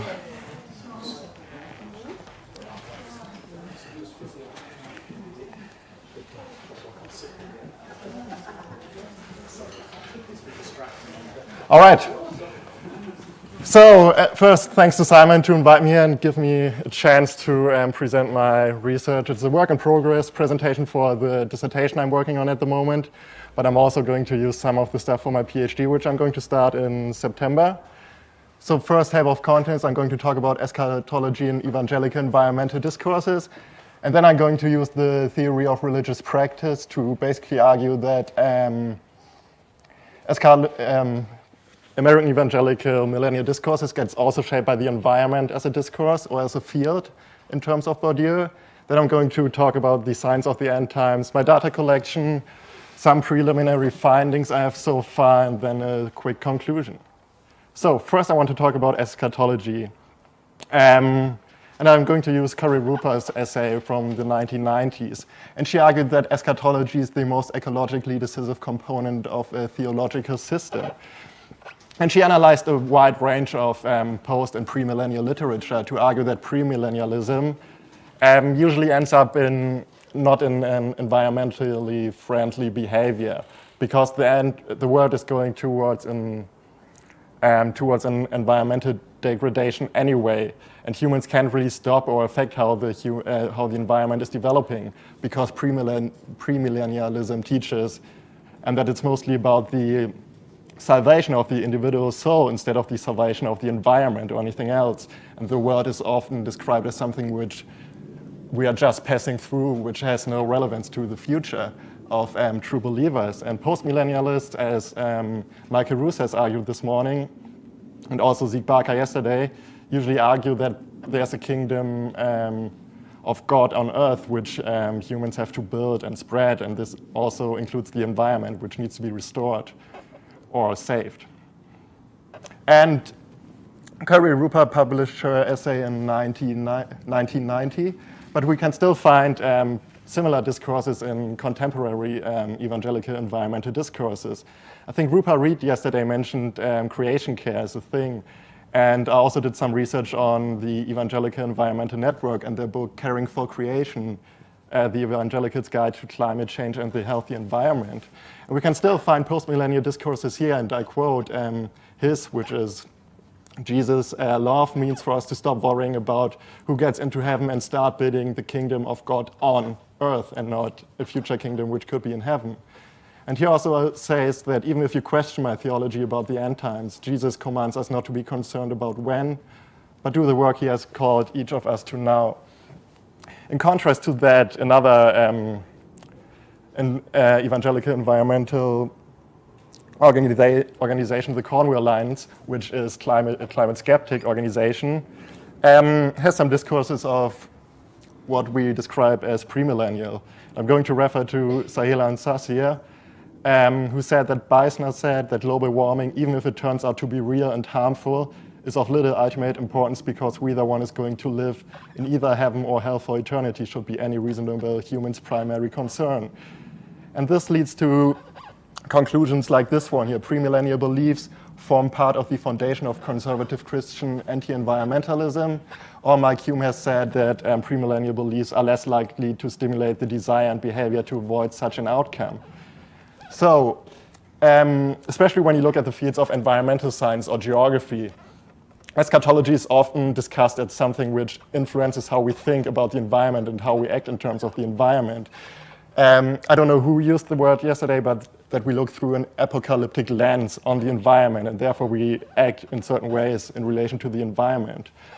But I want to turn this around, and I want to use the theory of religious practice for that.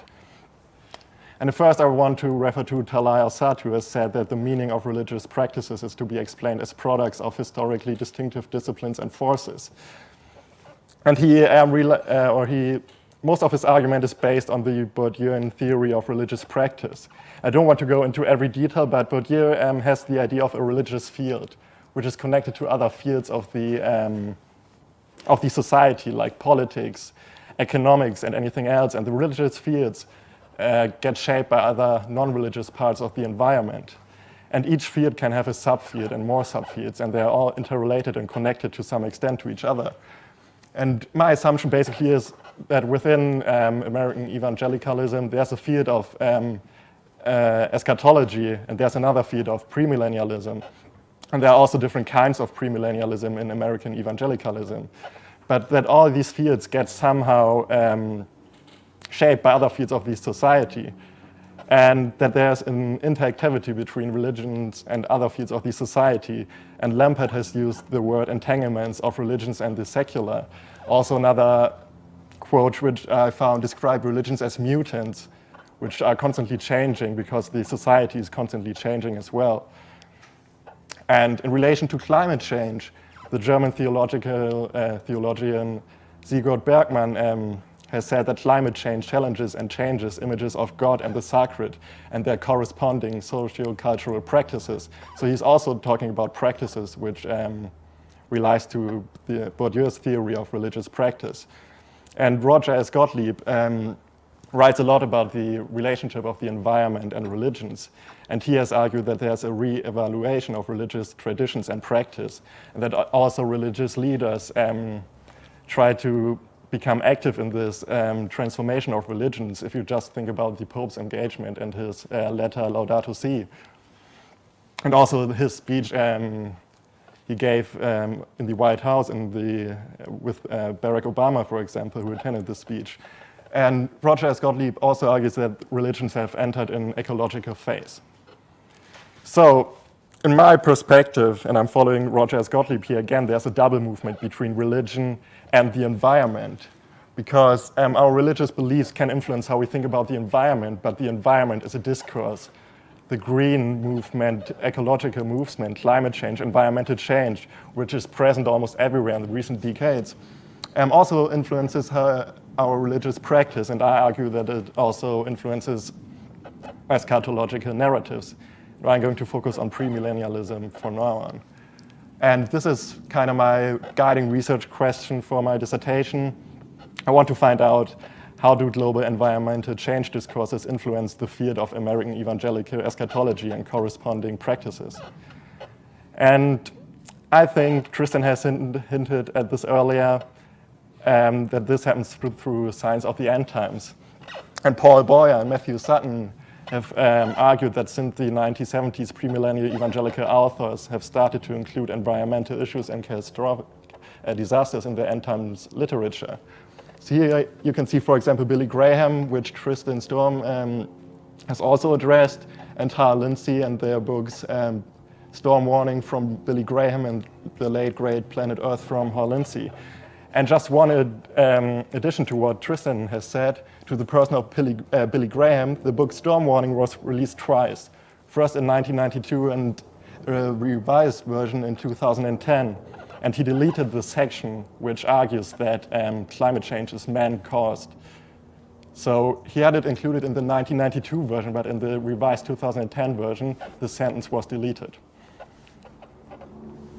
And also Paul Boyer has argued in 2010 that there's a resourcefulness in adapting the prophecies to the twists and turns of current events.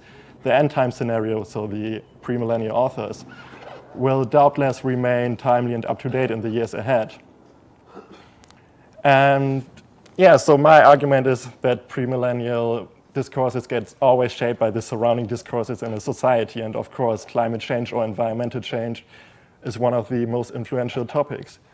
But I have two issues with the research which was done on this, because it mostly focused on elite visions from authors like Hal Lindsey or Billy Graham. And it also focuses on books which were published in the 80s, 90s, and so on. And I want to change this. I want to talk about the internet blogs, online forums, video platforms. Because what Web 2.0 allows users with an internet access and minimal technical knowledge is to distribute their own content on the internet. They can upload videos on YouTube, they can start their own websites, and so on. And Campbell invented this new term, or coined this new term, digital religion studies. And she argues that a new form of media gets employed by religions, social media, Facebook, YouTube, and so on. And an advantage of this is also the interactivity of audience-related content. So if you think about Facebook or YouTube, if you access the site, they always have a comment section. So I can upload my own content and I can communicate with my audience directly. And we now have hybrid spaces of religious practice, online and offline. We maybe preach something in the church and then do a YouTube video later on and try to teach or preach the same. And also another advantage when we do research on the internet, that it's natural occurring data, so the data is already there.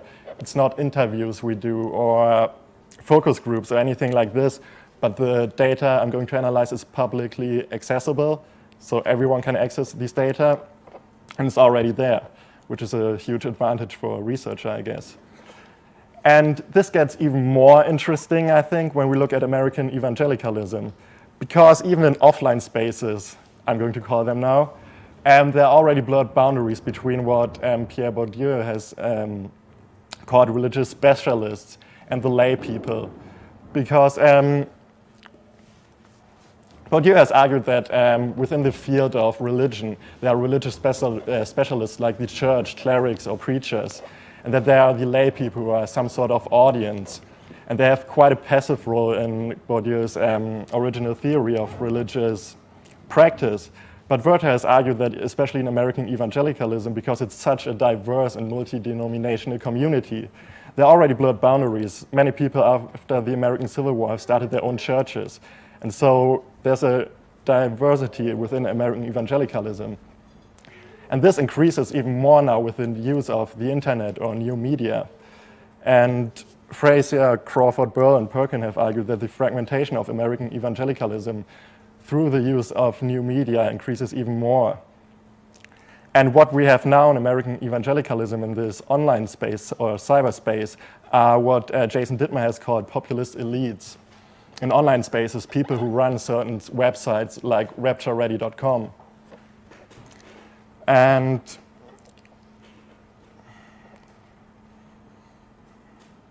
sorry, I have to find something.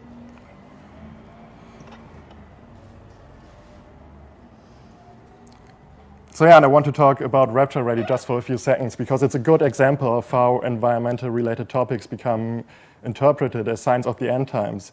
There are 45 indicators overall on this Rapture Index, which is formed and updated daily or weekly. And each indicator is on a scale from 1 to 5, and they get updated, as I said, every few days. It depends on what happens on the world and if it's worth updating the certain indicator or not. And one indicator is, for example, wild weather. Another indicator is climate. If you think about that, the indicator of climate can change. I would argue that there must be something like climate change then. If it's man-made or not, of course, is another question. But if the indicator of climate changes, then I think that the populist elites who run these websites believe to some extent in a changing climate. If it's man-made or not is, of course, another question. Then we have floods, droughts, or also food supply, which can also be connected to a changing environment. So I'm interested in not in what Hal Lindsey or Billy Graham say about premillennialism in connection to the environment, but I'm interested in what people upload on the internet, because everyone can distribute their own opinion. And American evangelicalism is such a diverse community that I think it's wrong just to follow some elites and just focus on the same persons all the time. But I want to find out what the lay people, to speak in Bourdieu's terms again, think about it. So that brings me to my preliminary findings, and I focus on YouTube now. And the first, more or less, let's call it an online religious practice, is the compilation of news reports. And there are some YouTube channels, I picked out the ones with the most subscribers, which are Jason A. with more than 700,000 subscribers on YouTube, and End Times Productions, which have more than 120,000 subscribers. And what these YouTube channels do, they take news reports from many kinds of different media sources like NBC and so on, and they put them in a news report about climate change, about a flood, about a hurricane, whatever, take them out of their original context and put them into a new context and frame this news report as a sign of the end times, and they create a new apocalyptic narrative of a piece of prior discourse. And there are many scholars who argue that each discourse basically just relies on prior pieces of discourse, and that we assign new meanings to prior pieces of discourse. And we just think that a news report, let's say from NBC about a flood wherever on the planet, is just a neutral report on something which happens on the Earth, then gets framed differently as a sign of the end times. And then a new meaning is attached, and I argue that this is some sort of premillennial online religious practice. And these end-time reports focus on either one topic or one period of time. You can usually find one video every week, which just summarizes what happened this certain week on the Earth. And also I want to highlight that these are monetized channels. That means that the people who run these YouTube channels, like Jason A. or End Times Productions, that they earn money with their uploads on YouTube, because you have to watch an advertisement before every video. And that means that they get per click less than 1 cent for this video. And the YouTube channel End Times Productions, they even ask for donations. So it's just not a purely religious thing. These people earn money with producing these videos, with taking news reports which were previously produced by news stations, put them into a new narrative and earn money with that.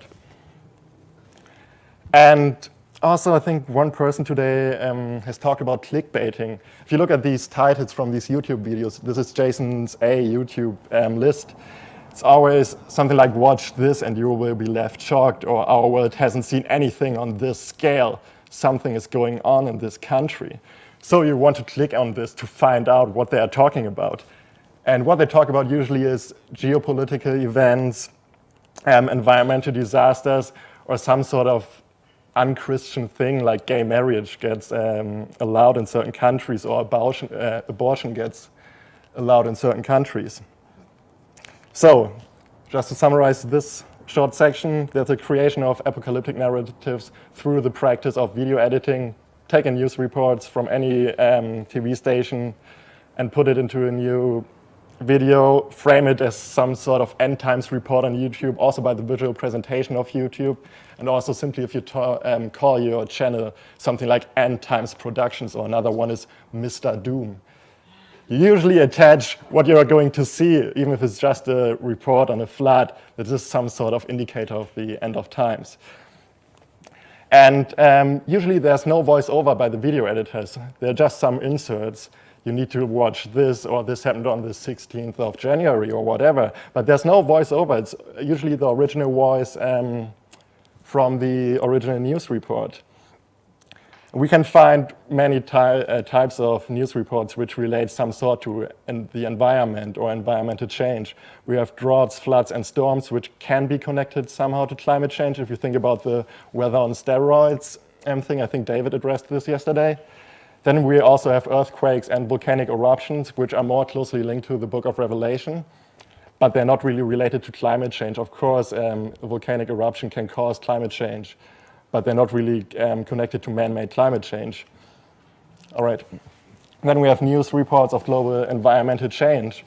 So there are also news reports which really address the issue of climate change, not just an environmental disaster, but these original news reports talk about the issue of a changing climate, or global warming, or environmental degradation. And these also get used to create apocalyptic narratives on YouTube.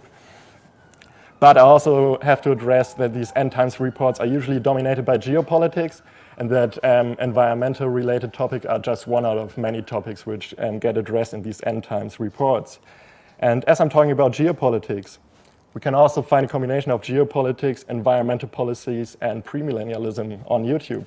And I found this video here a few weeks ago in the Rapture forum, and they discussed Trump's withdrawal from the Paris Agreement. And the person I'm going to talk about are Dr. Andy Woods and Dr. Jim McCohen, and they lead the, I have to check the name again, it's the Sugarland Bible Church in Texas. And they basically argue that Trump's withdrawal from the Paris Agreement has some significance for prophecies.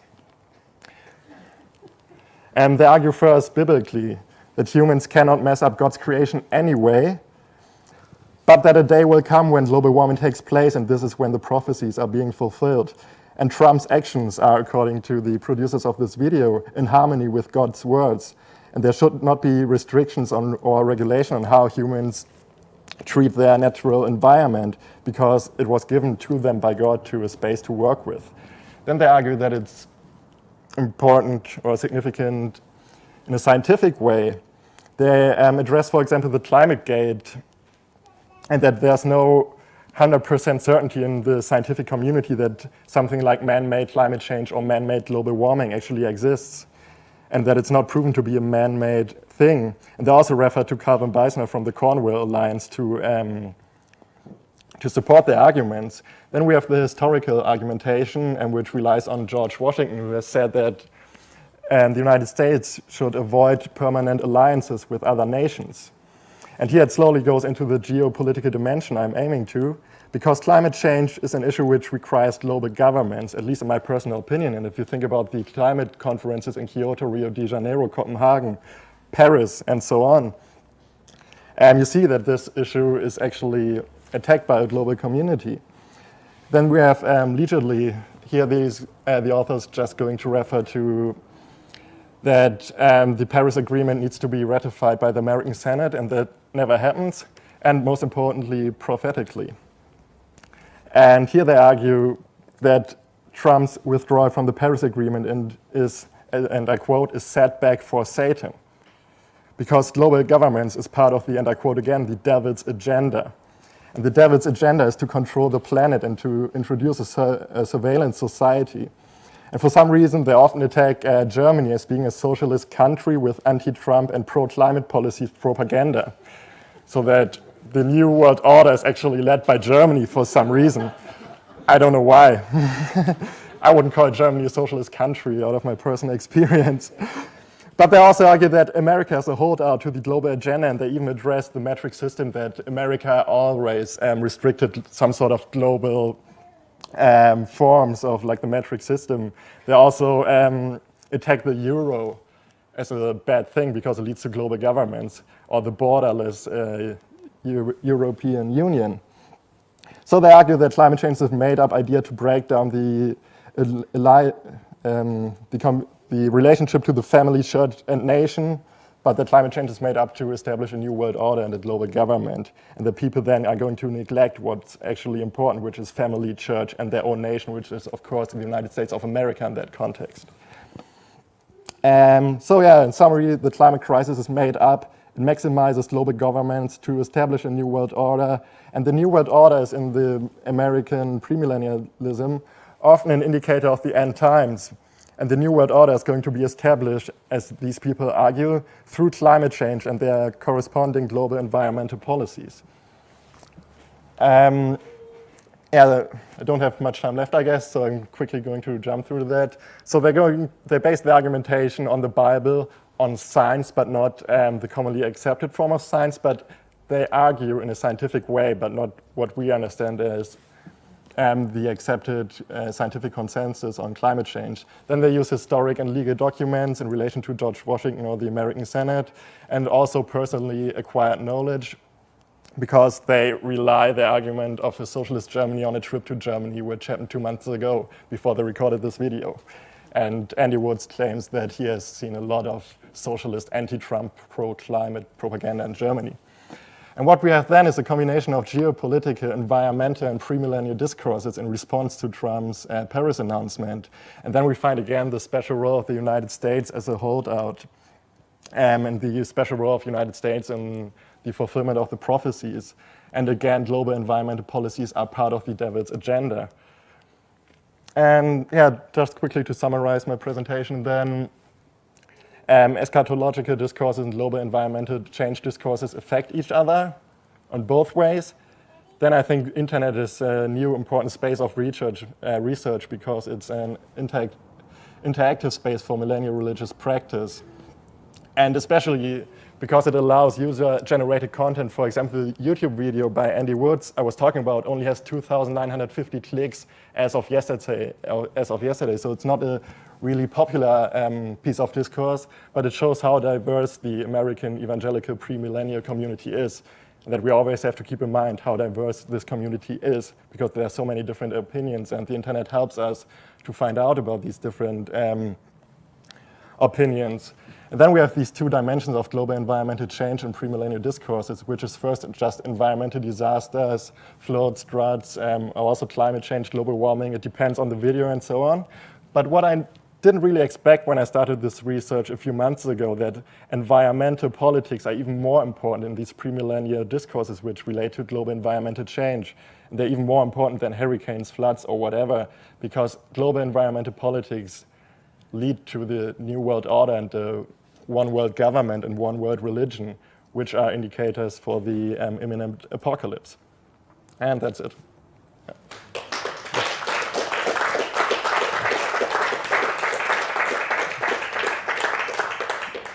Thank you, Tom. Yeah. Questions for Tom, please?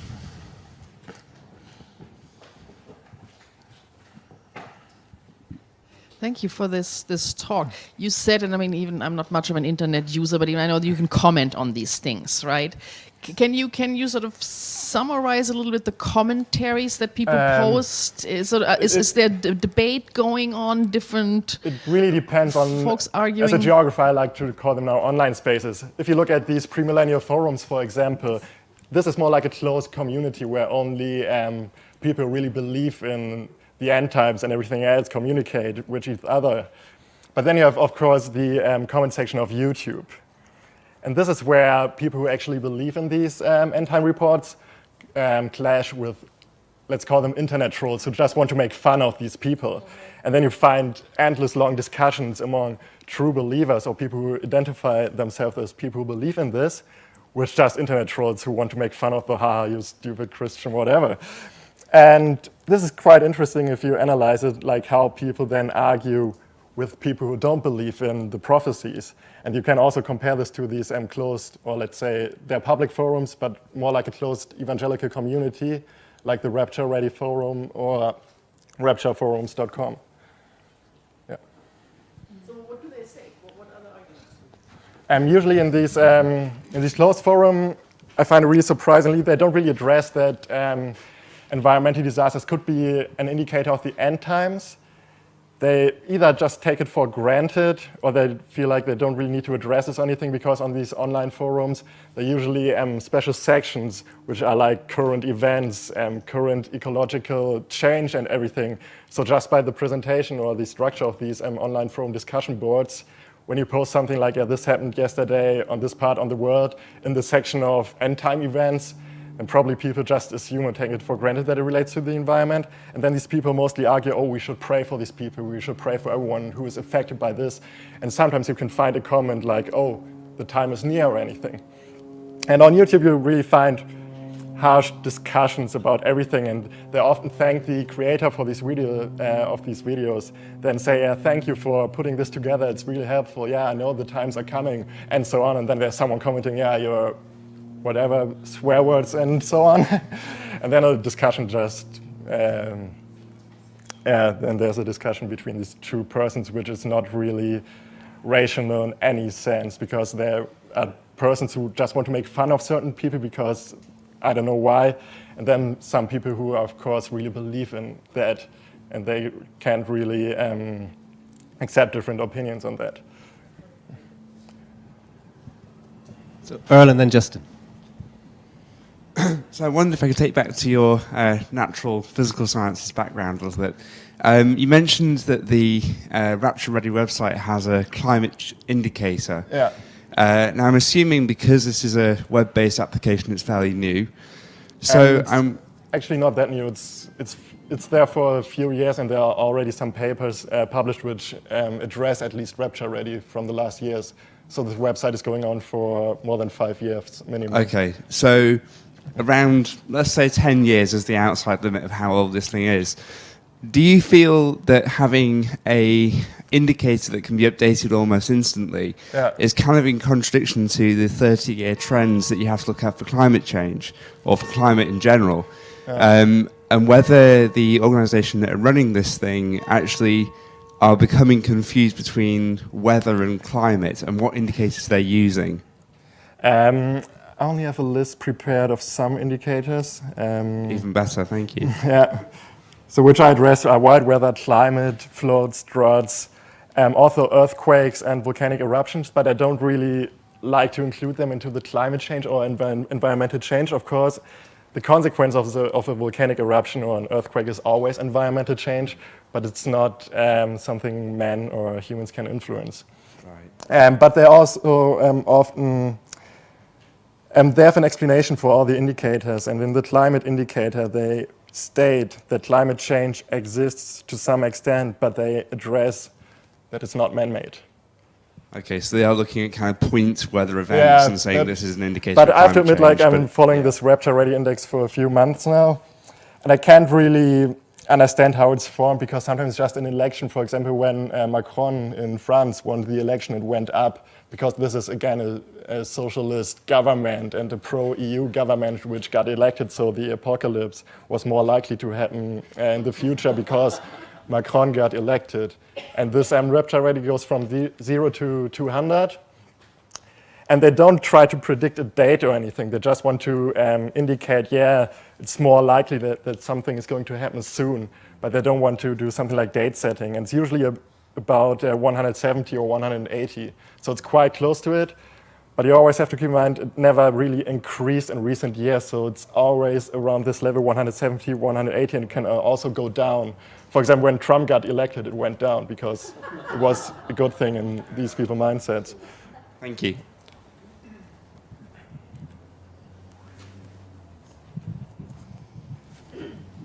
Thank you very much. I just wanted to ask about the eschatological discourses that you've discovered. Because when you describe things like Macron, or you mentioned one world government, these things that are obsessing the people, feeding into your rapture index and all that sort of thing. Obviously, these discourses are not just straightforward exegetical things, that they belong in a certain kind of historical narrative of reading. And I wondered, do they ever kind of explicitly say, do they refer to a kind of a heritage for interpreting events in this kind of way in relation to particular political events? I mean, do they refer to the authors who you dismissed, like Hal Lindsey or whatever it was?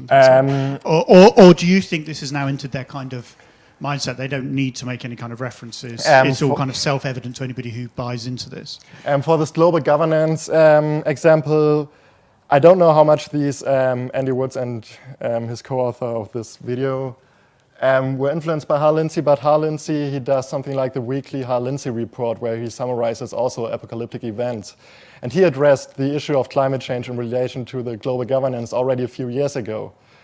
So it's not a new, entirely new discourse to connect climate change, global governments to premillennialism. So it's always hard to argue if these people were influenced by Hal Lindsey or not, but at least from the books I know, Hal Lindsey or Billy Graham usually talk about global governments separated from global environmental change.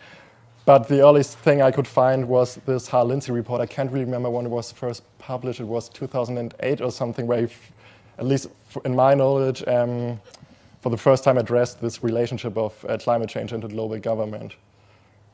Right, thank you very much. Maybe we shouldn't ask you this, Tom, since we'll have lots of time to talk about this. But I can fully see the links between premillennialism, particularly of a dispensational sort, and this sort of apocalyptic sort of fascination and connect into environment and so on. But evangelicalism is a pretty strange and amorphous beast. And it includes people like John L. Curry Roper, whom you mentioned earlier on, Cal DeWitt, Earthkeeping folks, Lauren Wilkinson, a whole range of people of that sort. Now, what's driving their much more kind of moral concerns about environmental transformation and so on? Is it their eschatology that's driving their views as well, or is it something else? Something I have to say first. I can't really answer the question. I can just guess in this context because I haven't talked to.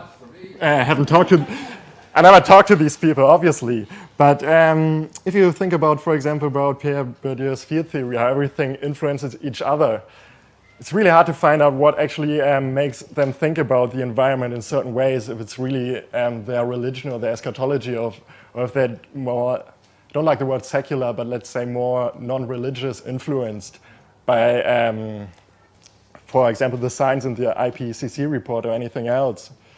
So can't really answer this question because I don't know these people. I would say that eschatology is an influential factor, and Curry Rupa has said it's the most influential factor. I think you owe it to yourself to find out what their eschatologies are. Yeah, exactly. Any other questions for Tom? No, Tom, thank you so much. Thank you.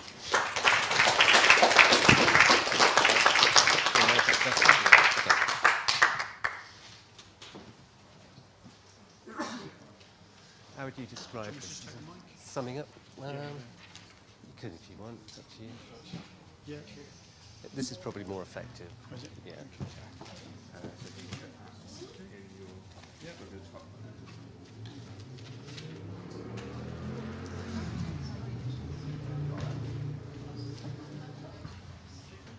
For those people who don't have to catch trains and so on, the museum is open until 5 o'clock, including the ceramics exhibition on the top floor. So if you want to wander through there, that you're perfectly welcome to, or hang out in our beautiful garden. There is a lift. Very good.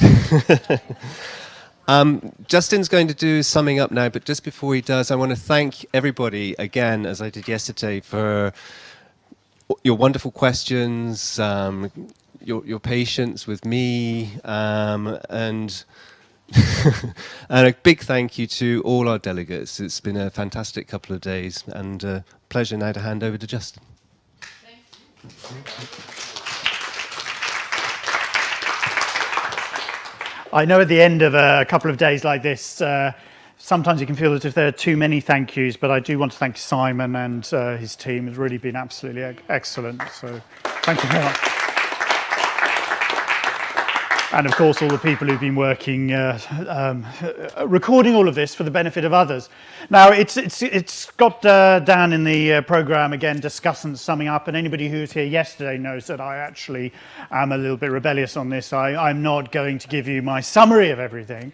It's not because I wasn't paying attention, because I found it all incredibly stimulating, and I could ramble on and on about what I'm thinking, but I don't think that's particularly valuable for the rest of you. But what I would like to do at this stage, because I think it's important after 2 days, of really an incredibly diverse, but also for me, as I said yesterday, incredibly rich selection of papers that worked incredibly well individually, and then also the way that they related to each other, is to give people here an opportunity to reflect, to say what may be on their mind, any questions that they want to raise. Now, you can say that here now, and that'll be very helpful, but you don't have to. Or afterwards, if you want to talk to Simon or me, and indeed if you have suggestions for other kinds of themes for this sort of event. But yes, so in fact, I'd like to, there is a mic that's wandering around, open it up if there's some reflections or questions people would like to raise as we draw to an end of an absolutely brilliant couple of days. Thank you. Charles. Yeah, there's just an elephant that I think has been rather missing from the marquee, and that's I mean I think we're probably pretty much aware that the Green movement is thin on the ground within such movements as IS. What are the attitudes across the Islamic world towards this? Because it's a huge swathe of the world's population, and it would have been nice to have, no doubt Simon tried to get someone expert in that, but it would have been nice to have some sort of indication of Islamic attitudes towards this area. Thank you very much. I hope you don't mind if I just say something. This was something that was actually on my mind, and we have covered an enormous range, and it's been brilliant to have both some contributions on from a Hindu perspective in the indigenous traditions, but otherwise we've been primarily focusing on Christian and Evangelical. What was on my mind is some recent work I'd been doing on the influence. In fact, there's a scholar called David Cook who's written on the really interesting influence of American Evangelical apocalypticism upon contemporary Islamic thought, because obviously Islam is, the Quran is quite an eschatological document with a lot of emphasis upon judgment, but it's missing a time scale. It doesn't have the kind of workings out that have obsessed certain kinds of, as we saw in the last paper, certain kinds of evangelicals. And so David Cook has shown this amazing influence from the kind of 70s and 80s of people like Hal Lindsey in Egypt and places like that, which is a really interesting cross-fertilization of ideas. That's not an answer, but really just to completely agree with you, this is an area that we really need to think very hard about, and I hope in the future we'll definitely cover that, but thank you. Any other observations? No, again. Yeah. Without the microphone, say that China is also a big unknown, and I think that is also extremely important, particularly if it wants to talk environmental and climate. Absolutely, and I would just add that being in Bedford always reminds me of this, because when I first came to teach, and I think some people here have been the victims of my teaching, at the Bedford Retirement Centre, I remember doing a course on messiahs in history and this thing called the Taiping Rebellion, which was this fusion of Buddhist and Christian eschatology leading to these enormous kind of conflicts. But contemporary China and the role of apocalyptic and climate change is something that we really need to think hard about. Thank you very much. Absolutely. Any others? Well, one of the great things for me in the last couple of days is all the conversations that have also taken place outside the tent. I have discovered not climate change deniers, but gravity deniers amongst us. Sorry, I was so private. And I hope these conversations will continue, and also we'll get a chance to really see some of these presentations again online and think harder about things. But thank you so much for attending. Thank you so much for contributing. And I really hope you will come back here again for future events. And please remember cenmva, because we intend, as long as the world doesn't end, to be here for a long time thinking about these sort of issues and contributing generally to the goodness of the world. Thank you.